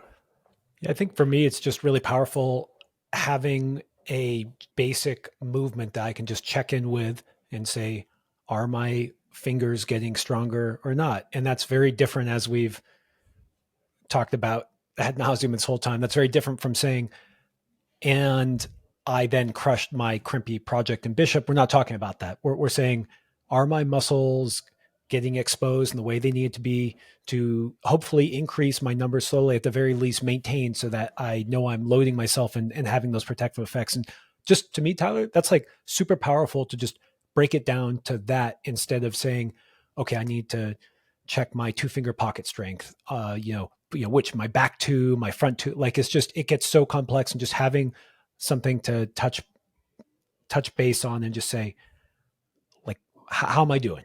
Yeah, how am I doing? Is really helpful for me, man. Yeah, the grip position thing is interesting because if you look at one of the older books that's actually pretty good, I think the Anderson Brothers book, there's a lot of positions on the fingerboard. And that book was made, I think, before there was spray walls at that point, and definitely in the UK, but there wasn't like boards like there is now. And so there's like kind of it was a very functional thing that they needed to expose themselves to all these different positions because maybe they didn't have access to climbing walls that had all those grip types. And so in that context, it makes total sense that that would be something that fit that need. Nowadays, like everyone, like we're so spoiled with the amount of climbing surfaces that we have to practice on. And so at this point, I would say if you're spending a lot of time practicing on the wall, which we all should be in the gym setting, on a board, on a spray wall, you're getting a lot of exposure on the fingers to those different grips. If you're someone that is climbing on pockets often, you might need a little bit more, but you can get that on the kilter board more intentionally or spray walls. But if I try and do that amount of stuff, which is normal for my sport, and then I try and get it on the fingerboard too, that's just too much of a repetitive stress that's hard to understand and hard to know the outcomes of, where it just makes more sense to be simple with it and choose something that's more muscular, that definitely is safe, and then get all that exposure and think about that all as your climbing practice. Yeah, no, that makes perfect sense. So, I mean, what I'm hearing from that too is, yes, you can use that unlevel edge and the tin deck to see how your muscular strength is doing. But if you're going to go Franken for the first time, and let's face it, even though there is a lot of different holds on the modern climbing walls, there's actually not that many pockets. And if you're going to go to a place that's predominantly pockets and you've never grabbed one, might be good to expose yourself to that, ideally while climbing. But if you can't, then you can do some pocket training on a fingerboard to For try. sure, use a Yeah. fingerboard. And I have clients that do that, or they'll go to the Wild Iris and have them do, Oh, geez. Yeah. not a separate session, but like a bouldering session or like a sport climbing session. Like, how many approximate moves are you going to need to do at that crag? And then you want to create some sort of 50 to 50% body weight to 75% body weight, like doing repeaters on fingerboards with different grips as part of your climbing session to make sure that you're getting that exposure. But it doesn't necessarily make sense to me to do hard bouldering session and then later in the day do a bunch of repeaters on the fingerboard, because now you're just providing a stimulus to the fingers that is different enough that you're used to. That is what, most of the what's called the ACWR research would say is a sharp increase in load. That's one of the most risky things you can do. It's not that the tool is risky itself, it's really just the total increase in load went up too fast. Yeah, I That's the see. risk. So whenever we're talking about training, there's always this level of specificity. There's like if you want to climb to bolt or not to be in Smith Rock, the best thing to do is to try climbing to bolt or not to be in Smith Rock. Like it's, if you're trying to do a thing, doing it is going to be the most specific example of training for that thing. And then, as you get away from that, maybe you set a replica on your spray wall or whatever the case may be. And, we've talked a lot about how doing finger training is not necessarily the goal of specificity. And you're saying that when you get strong on this unlevel edge pulling from the ground, you're now going to do to bolt or not to be. That's not the message you're saying. And now I want to understand how far out on the spectrum you think we should go, where you talked about linebackers who come out of their gosh, I don't even know the script, they start out, then the football gets hiked, and then the linebackers jump up and smash into someone. So yeah, hip extension, pushing. So no big surprise that in the weight room they're doing squats and bench presses. Something that I maybe have pushed back on in the climbing is a lot of this interest in squats or deadlifts or bench presses for climbing, because it's, I don't know, I have my thoughts on it, but you know how how far out on that spectrum of specificity should we get when we think about it applying to climbing? Like, do you, I know we didn't, I know we were just going to talk about fingers today, Tyler, but now we're talking about squatting because you brought up the linebacker. How do you think about when you get far on that spectrum away from specificity and how it still does or does not apply to climbing? So I think there I would say again, um, the adaptations that we get from an exercise are the specific things, not really how it looks. And so, like as an athlete, as a climber, you are exposed to wide positions on the climbing wall. You're exposed to overhead positions on the climbing wall where you're at max reach. And if you watch like someone climb and slow it down, they grab onto a hold and then they lean back a little bit. So it's a shoulder extension, right? And the first muscle that's used in shoulder extension is the clavicular fibers of the pec. So the upper pec is the first muscle that is used like in a pull-up if we look at like the EMG research. And so the pec is not, in my opinion, trained because it's going to make someone climb better. I just want to make someone's shoulder stronger so they can do harder climbing movements more frequently. And the bench press is just a really easy way to overload the chest and the anterior deltoid muscle, right? And pull-ups, like people could do vertical pull-ups on a pull-up bar, or they could do horizontal pulling on a seated row machine. In my opinion, the difference between those two is insignificant for most climbers, how the exercise looks, as long as they're picking one that they have equipment for, they enjoy doing, and they can progressively overload it. The point there again is not because athletes are too strong for pulling and they shouldn't do it. The point really is to give athletes protection in the tissues and the ligaments around the joint so they can practice their sport more. So the whole idea that bench pressing is not like rock climbing or like seated rows aren't like rock climbing is insignificant in my opinion. That's not the point of those exercises, is not to look like rock climbing. And again, the only way it's going to benefit any of those are going to benefit rock climbing is if people are practicing rock climbing more. That's just all there is to it, right? And so there's a lot of confusion, people thinking that they have to like do bench pressing or some sort of pressing movement because it's an antagonist, because it's opposite to climbing. That is just straight confusing and just makes people do all sorts of crazy things, but that is not more protective. It is not safer for athletes. It is really a very misrepresented, like, I guess, example of why we would do strength training in the first place. So just like there's a ceiling on the, maybe not ceiling, there's diminishing gains to be had when a climber's fingers are already really strong. And so that concept must apply to the rest of the body as well, where, if you can squat, I don't know, I'm just X pounds, squatting X plus 1 pounds at some point isn't worth the risk. That doesn't mean that you don't want to still be squatting to provide that protective benefit. But how do you think about that when we're talking about the rest of the body, your shoulders in comparison to the fingers? Yeah, 100%. I think the same principle applies to the rest of the body. There's a point at which pushing beyond it, if it's an extra strain on the athlete or they're too worried about the numbers, then it becomes a point of diminishing returns. The other thing that we haven't really talked about a ton, because we've just kind of talked about strength training, is the periodization component of it, where the periodization component of it is I want to make someone, get more recruitment and get more stiffness in the chest, but I definitely want them to be more explosive for rock climbing.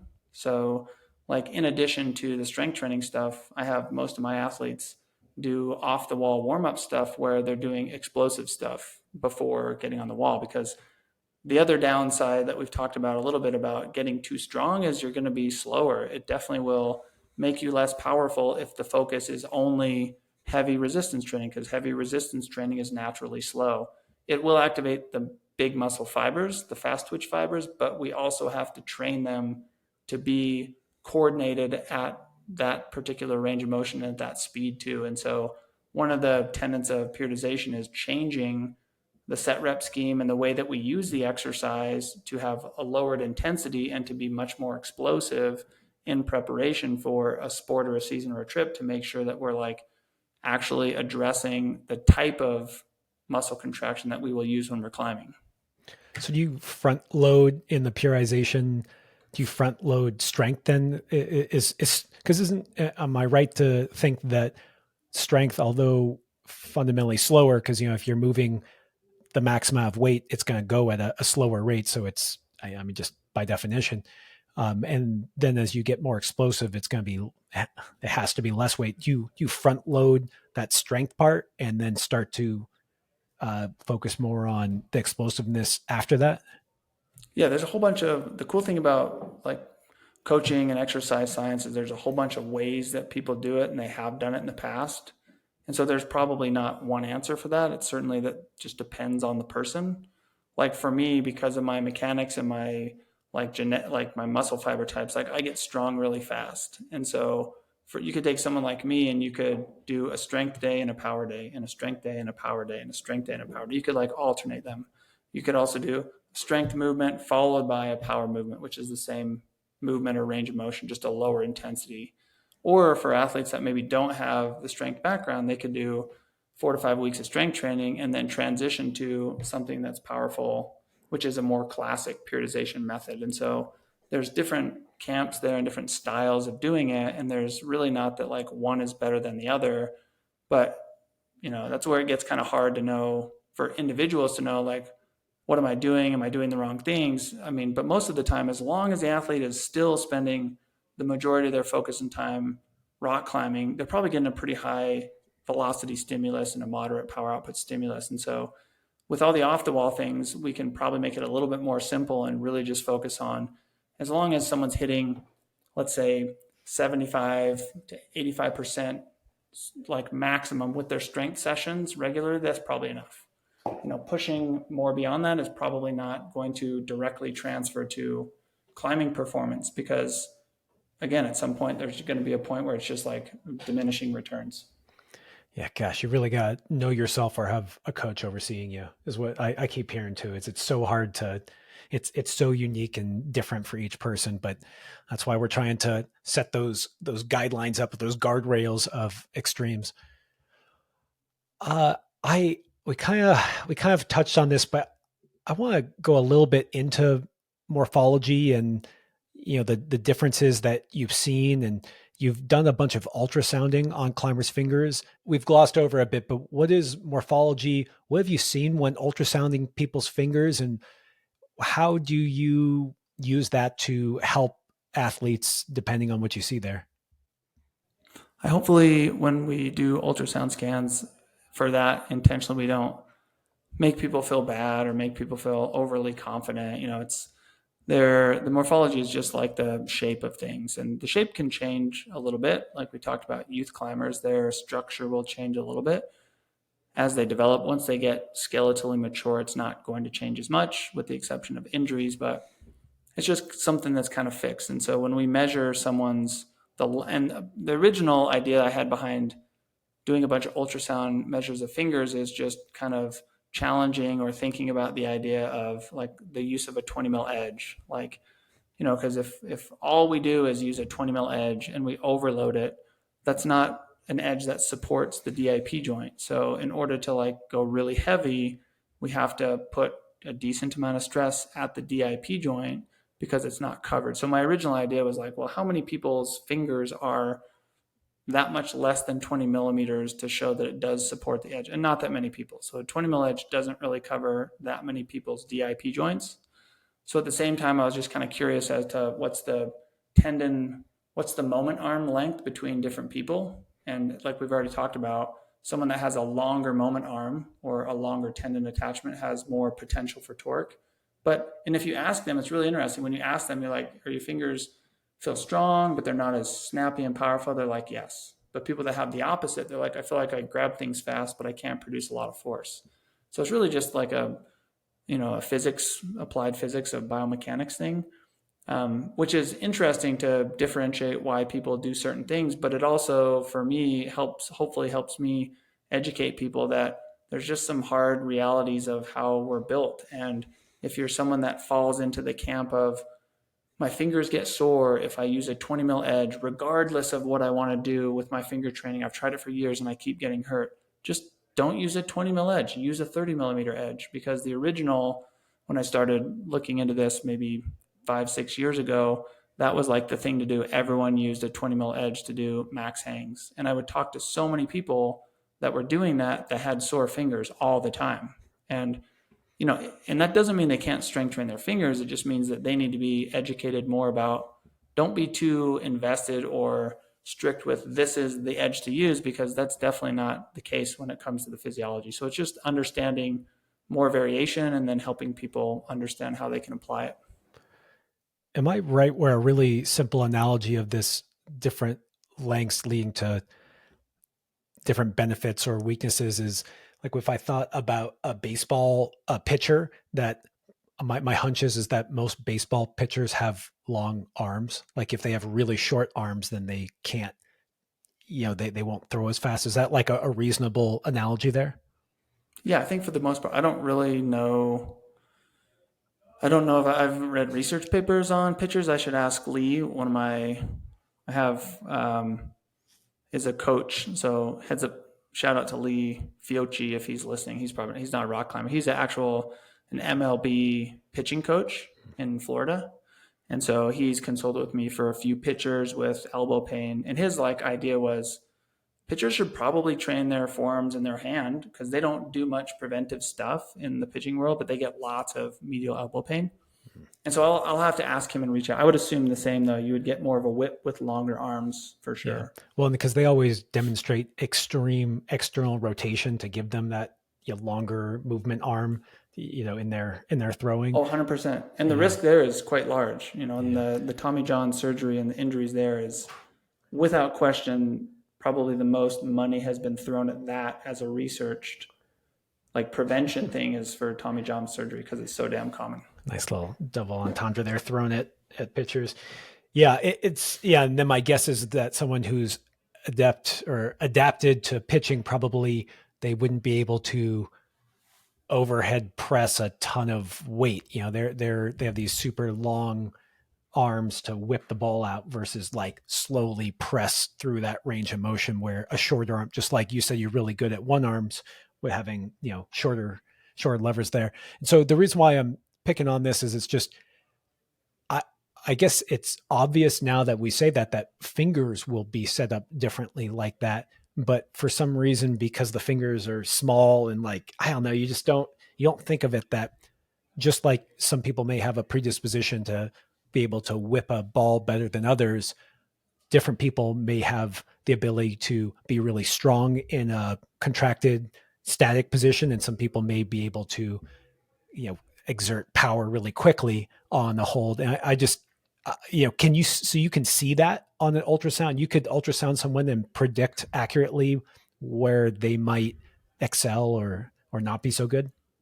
Yeah, usually, especially if we do testing for sure. Like if you test someone's fingers, you test their rate of force development, you do measurements, it's pretty easy to predict what they're good at, Wow. Can you do that to my And kids and we can find out if they're going to be Olympians or not? if they're going to be crushers. So the other thing that's interesting with the overload maybe concept is most of the science now shows that athletes that are, and there's a few exceptions, but most like major league best of the best pitchers are not pitchers as kids as well too. Because when it comes to, your body has a finite amount of mechanical load you can put through it until things start to break down. And so normally now it's like people that end up in the major leagues pitching, they're not kids that are pitching, because kids that pitch and they only pitch, they throw so many pitches that their elbows are trashed, right? And they get the Tommy John surgery in high school or in early college, and those athletes are not pitchers. And so that kind of like, not to say, I don't know that we have that evidence for climbing in any way, but like it definitely means that there's a finite amount of things that your body can tolerate, right? And so if, and this kind of goes back to climbing in a way of, if we're pushing ourselves on the climbing wall and we're constantly trying hard, limit bouldering, red point bouldering, projecting outside, like there maybe is a reason to step back and say, do I need to overly stress my fingers with a bunch of extra weight on a 20 millimeter edge? And my answer would be like, no, I don't think there's good justification for doing that given both the physiologic adaptation, but also just the sheer volume of stress that we put on our bodies.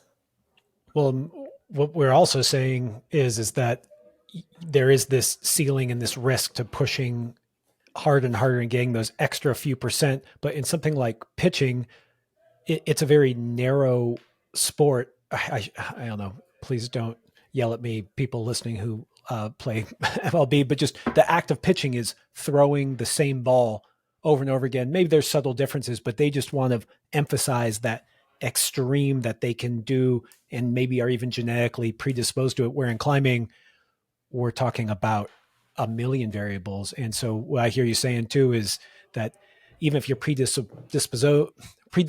to having stronger fingers and like a certain grip, you don't want to just hammer it again and again and again for your whole life trying to get like a 1% better, because that's not going to translate to being a top climber.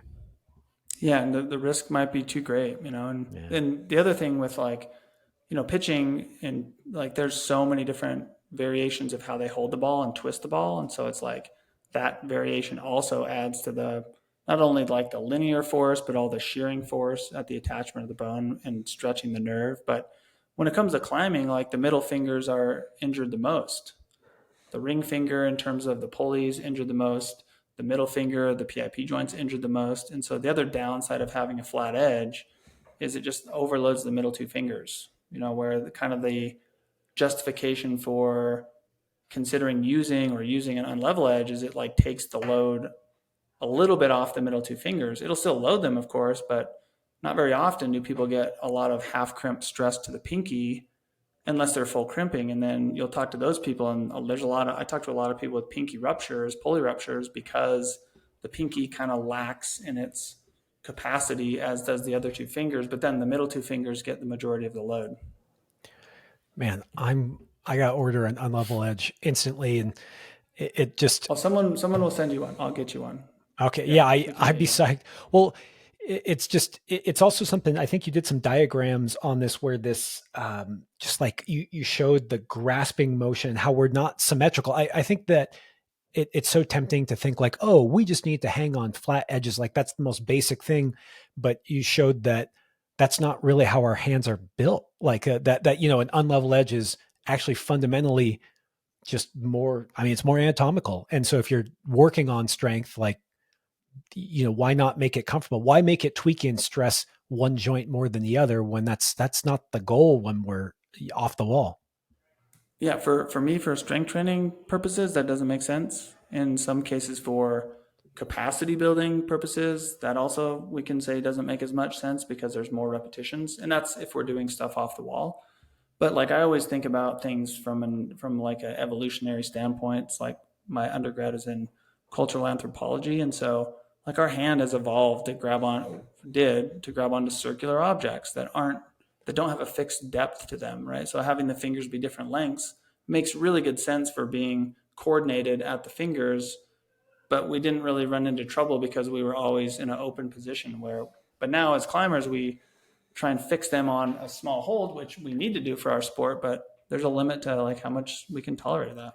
Did you know why this message is so important for people to hear is that when I compare the 20 mil edge on say like a tension board versus the Beastmaker edge, which I think is like 22 or 23 or something, the Beastmaker middle edge is super comfy for me. Like it feels comfortable, and I can one arm hang on that much longer than doing a one arm hang on the 20 mil on the tension board. And like honestly, tension board just doesn't feel that great. And so I'm probably unsupported. And it's just so tempting to compare yourself to others and say, like, oh, like I'm weak on this and I need to double down on it versus, recognizing that there could be an anatomical difference. And if it feels tweaky and not so great, and I just hammer it again and again and again, like, what am I get? Like, You're gonna yeah, lose. I'm gonna lose. you're Yeah. you're gonna lose. You're not gonna beat your mechanics if you push it too hard, you know. And so one of the other things that I did maybe years ago now, when I was kind of like exploring these ideas, is I would have my athletes test on a 15 mil, a 20 mil, and a 25 mil, all in the same way to just measure the force. And most climbers, most of the people that would come test with me have a good training experience, so they're not like new to finger training. Have could produce the same amount of force on all three edges. So if you could produce the same force on a 15 or a 25, why the hell would you use a 15 for your finger strength training? Like it doesn't make any sense. Like if it's a off the wall training tool, you want to use the tool that provides a lot of force, of course, but one that's like going to be the most supportive to the joints, because the point is not to stress the joints. The point is to stress the muscle and the ligaments, which you'll still do like on a 25 mil. And if you wanted to quote unquote stress a position to cause adaptations rather than just strength gains, well, then we can put you on a 10 mil, not necessarily for max effort strength work, but for just getting used to that position, getting the adaptations in the tissue, rather than saying, and this is making you strong. And it's something I did. You said something about people grabbing onto a small crimp for 15 to 30 seconds to maybe kind of get a touch more mobility for that session or something. And that's actually a way that I tackled some of my stress on really small crimps is I just put time into the fingerboard at a lower intensity on really small edges with more of the goal of like working up to 15 or 30 seconds. Not really like, and it's really, really hard for me. It's more just kind of getting used to that and letting my body slow. It took me months just to kind of Yeah. get used to it. And yeah, it's important that you can separate those concepts. And I think on the whole, that is like okay and a good idea. But athletes need to hear as well that if you're going to do that and use a fingerboard for that reason, that's fine. Just make sure you account for all the other climbing stuff you're doing too. Because if you try and do the same amount of climbing stuff, which is your normal week, and then you add in a couple sessions where you're doing that, you're adding in a stress that's kind of hard to understand your recovery from. And the joints people will get away with stuff for a month of like, I talk to a lot of people that will like do training practices that aren't bad. They just like do them for a month and they're going really hard for a trip and then they get hurt at the end. And that really is not the day before or the hour before. It really is the slow build of accumulated stress, which is so hard to understand for athletes. And so if you're going to do that, you have to take away some of the other stress to make sure you're being intentional, but it can't just be add more stuff on top, because that's always the biggest risk. Yeah, this whole periodization and not trying to be in tip top form year round. And I just honestly, man, I just really struggle with that concept. Like when I start pushing it, I just want to push it more and more. And how many times do you see people go on a great trip, like absolutely, they trained up to it, they go on a trip, they climb really well, and then they come back and they just hurt themselves because they're just trying to go and go even harder. And you're like, whoa, take it easy. But it's just hard mentally. I mean, I'm sure you feel this too, man. Like just when you're psyched and you're pushing, you want to be in tip top shape. You're right. I feel like climbing doesn't, you can say it has seasons, but like if I have a great season outside and then it gets hotter, but I'm in the gym, I still want to like crush in the gym. Do you know what I Oh mean? yeah, Like for I sure. don't want to let It's hard go. to back off.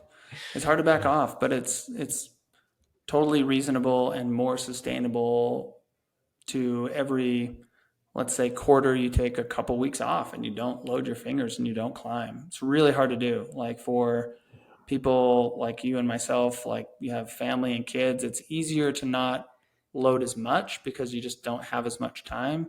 But for a lot of people that, maybe have a partner, they're not married and they're just, the climbing thing is what they do. It's really hard for those athletes to like back off. And so the real message there is if you don't want to take weeks off every quarter, you got to space your average sessions apart because almost every single person that I talk to, I'm sure there's always exceptions, but I would say most are in the best shape of their life when they get a finger injury. And if we really stop and think about, well, why the hell do we get hurt when we're in the best shape of our life? It's that you've had to put in the work to get in the best shape of your life. And so the accumulated stress at some point, there's a tipping point, and they just hit that tipping point. And then as a consequence of that, the most important thing for me to do is educate people why it happened, not really, think that there's like special things they need to do to not have it happen again, because that takes people down the road of, I'm going to do this thing forever and I'm not going to get hurt, right? Because everyone wants to have bulletproof fingers.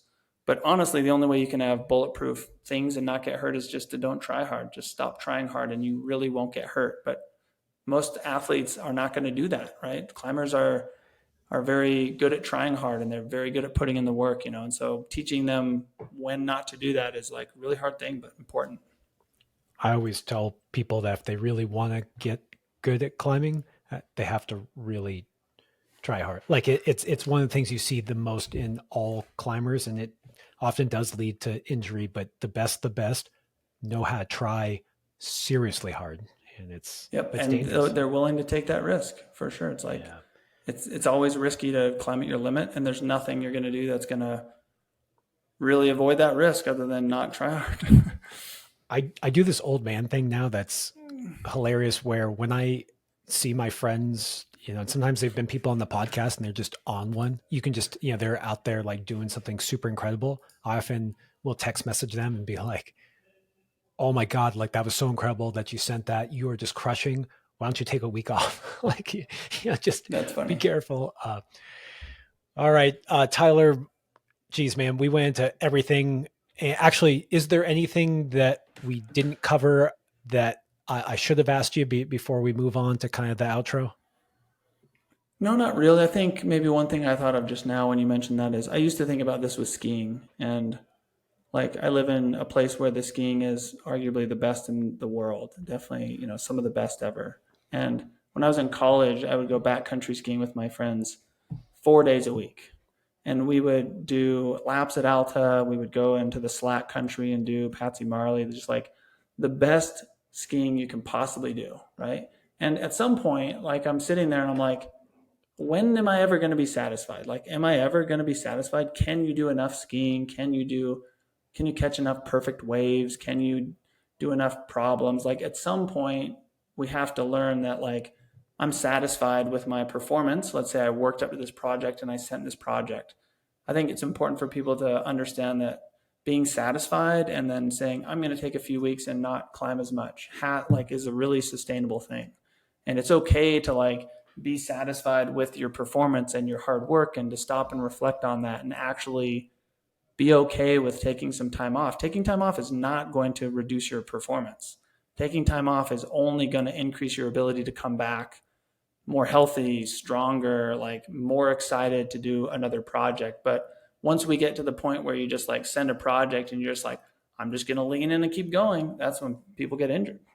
So at some point we have to learn to be satisfied. Where when I was skiing, I would do like 3 good laps and leave, be like, no, I'm cool. My friends would hang out. I'm like, I'm done. Like it doesn't really help me to do more things because I have to recover from those things. And at the same time, I was climbing and working and going to college. And it's like, I don't need more things to recover from. I need to be satisfied. Dude, good wisdom there. It also reminded me of one thing that we kind of touched on, but I just want to make sure that we close the loop on is this idea of coordination and fatigue, and how when you're climbing well and trying hard and doing peak efforts, that you need to watch out for fatigue. Or actually, let me not say it. What's the connection between coordination and fatigue? So this is one that's actually hard to teach clients that have been climbing a long time, and you think about like your average board session. Like you have sessions that are like most of them are average. Some of them are ridiculously good. Some of them are ridiculously bad, but most of them are average. And so essentially what that means is like the sport good enough and you're coordinated enough at the sport that subtle fatigue and subtle coordination power losses are hard to detect. So essentially what that means is you want to go into every session as recovered as you can, and then you want to make sure, especially with indoor training sessions, you want the intention to be on the practice, and the intention requires you not always to have like high power, but it requires you to have like precision, the timing, the coordination, the body position, the amount of stuff you do at some point, especially on a board, that's going to drop, and you're going to like, okay, I can't do that hard move again. Let's maybe try a different problem. Oh, that problem, I'm not feeling coordinated. That's when the indoor sessions on average should probably stop. But it's hard for people to detect that know the sport well, because we're used to having those average sessions where if you expose yourself to a new sport, it's super obvious when you're tired. Like I on the side, I like to play the guitar, so I like to play metal guitar, which is like really fast down picking. And so lately that I've been sport climbing, like I've been taking 2 days off after my sport climbing sessions, and it's really obvious when I go play the guitar that my coordination and my timing is not the same. Like I'm definitely tired, right? And so people need to pay attention to that stuff and really, on average, try not to stick around and climb a bunch when you're tired, because the timing is off. Like the technical skills practice is different. You're not getting the same learning that you would if you were fresh. What's hard for me to square this with is this tip from Dave McLeod in his book 9 out of 10 climbers make the same mistakes, or something like that, where he says that pro climbers try their project one more time than you do. And it's something I'm kind of infamous for in my friend group. Is I get close on a climb, maybe the sun's going down, I am exhausted, and then I just pull it out through sheer will at the very end. And I think that the way I square this in my head is that, well, I wanted to, I was there on my trip doing my one climb. I wasn't training. I was just throwing everything against the wall with a Hail Mary to make it happen. And that's where like I get into that mode in the gym too, where I'm like, no, I'm going to send this boulder. No, I know I'm tired, but I'm going to like pull it out, pull it off that last try. But then that has a risk involved too. And it's maybe not the best way to actually make gains. So just kind of how I think about I it. think I think outside that makes total sense. And I tell most climbers that maybe even they get a finger injury on a trip and they're really close to sending a project. A lot of times they'll say, obviously it's injured injury, but the ability to tolerate risk, or that is up to the person. But if it was me, I would probably take my finger and try hard, and for a lot of the injuries that happen to the fingers. But again, it's like if you flew across the country to go on a vacation, right? And you're on a trip and you're trying hard at the end and you're fatigued. And so that's where the nuance is really important, because that doesn't mean don't ever climb when you're fatigued. It just means that your average gym session, is it worth, after you're 2 hours into a moonboard session, to throw yourself at the two finger pocket when your feet cut? After that, I would say on average, that's probably not worth the risk. Most people are better to walk away from that session. So it's not that people can't climb when they're tired. It's really just that always thinking that the effort and the perception of effort is a good indicator of like what's happening underneath the skin has some risk to it. Well, it's that same concept of what you went to earlier, where you want to get stronger fingers, but at some point, pushing it more and more and more is just adding more and more risk for less gain. And so, if you're in the gym doing a training session, just be careful pushing it more and more. So, dude, Tyler, This was really fun. This was incredible. I meant to ask you in the beginning this question I ask everyone. So I'm sorry, but we're pulling it to the end. Tyler, you've been around tons of incredible climbers. You've seen the best of the best do their thing. What do you think it takes for someone to go from good to great? I think probably the thing that maybe they're the best at that is still hard for them, but maybe they don't talk about or share is like being able to take criticism and fail and still like not quit. Right? It's easy to go out to a boulder and get shut down or to a route and get shut down, but people that have like a really good determination and like professional level determination, that will just push them harder to like lean in more to actually do that thing. And so I think that's probably something that happens to the average climber is they go to the gym and they expect to climb a thing and then they fall and fail and then they're just like, oh, I can't do that thing. Like my friend that I climb with regularly does that, and I'm like, no, we're gonna do this thing. I kind of make him stick around and do it, and then he ends up doing it. And it's like, see, that really wasn't that you couldn't do it. You really just let that initial experience of failing kind of self talk you into thinking you can't do it. I think that's probably one of the maybe less talked about things that they have going on for them. Damn, that's great advice, man. I think we hit a bunch of these, but did we already hit your pro tip during the show, or do you have an additional one you want to throw in there? I think it was that there isn't like a protocol that's better than the other necessarily, and so that applies for all sorts of things. Like when people take courses of mine online or in person or the certification course, it's all principle based. So it's all about teaching people exercise science and anatomy and physiology, and so they understand like how the body responds to things and the types of adaptations we expect to happen, which are the specific things. And then because there's a whole bunch of methods that people have used and will use that will increase performance. And so it's really more about don't fall into the idea that there's a certain thing that you have to do that's going to give you this adaptation. The one thing we can say that you have to do is you have to practice your sport, obviously, but there's a whole bunch of ways you can do that too.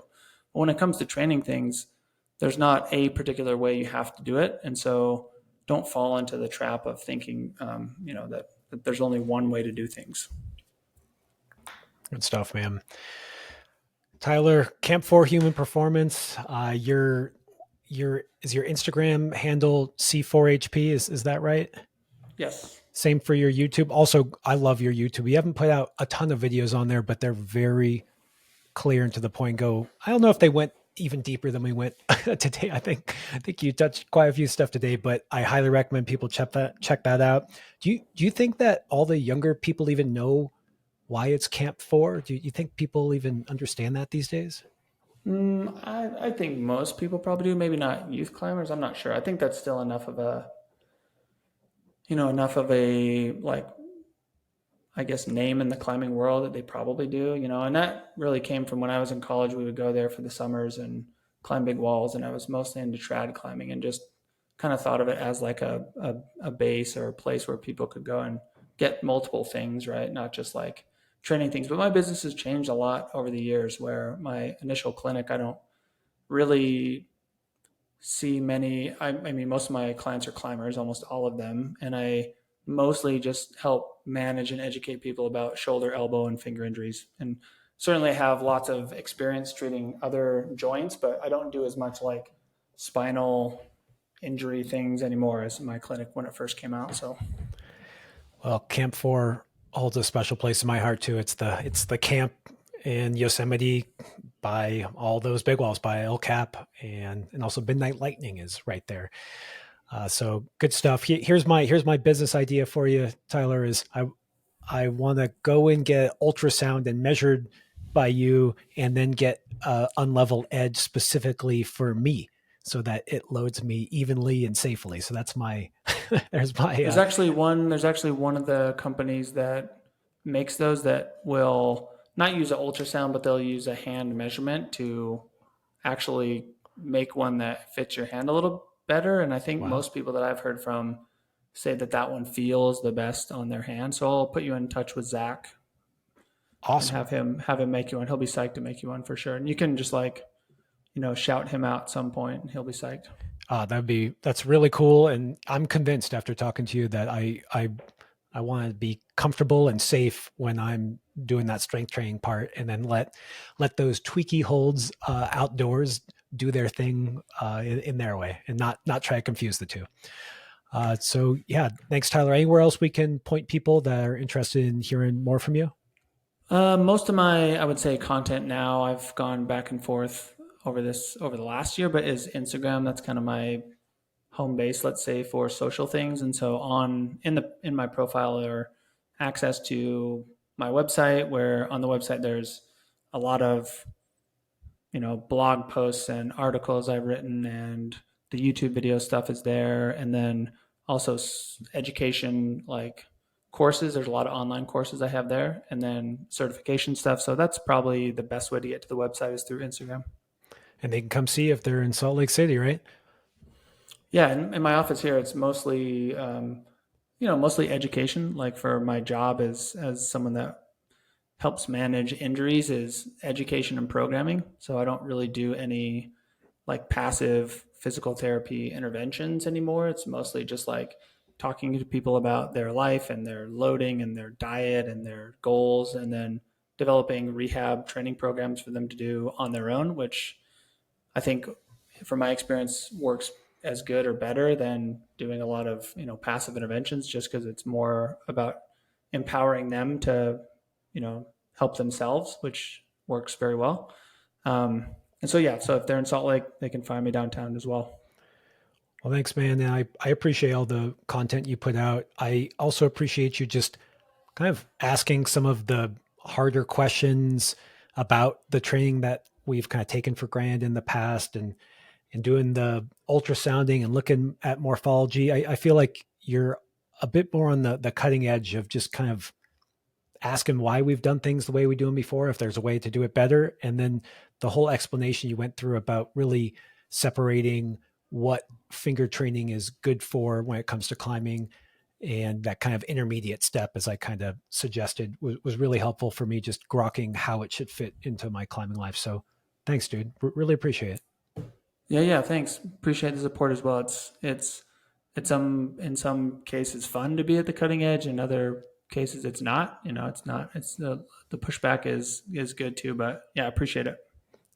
If you weren't getting any pushback, what are you even doing? It's you know, you gotta have some unhappiness. Otherwise, you're just towing the line, and that's not how things move forward. Yeah, that's definitely been something that I never have been good at doing ever since I was a kid. Well, good. Well, I'm glad we got to hash it out and go deep. And I can't wait to see and hear what you do next. And I'm sure we'll catch up in a year or so on all the new discoveries you've had. Cool. Thanks, Josh. Appreciate it, man. All right. Take care.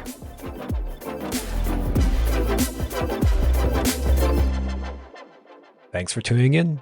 If you'd like even more content, go to patreon.com/testpiece. And while you're at it, share this podcast with someone you know who would love it. And please leave us a review or rating at wherever you get your podcasts. We've also got tons of great content on YouTube and Instagram, so don't forget to like and subscribe there. Okay, see you next week.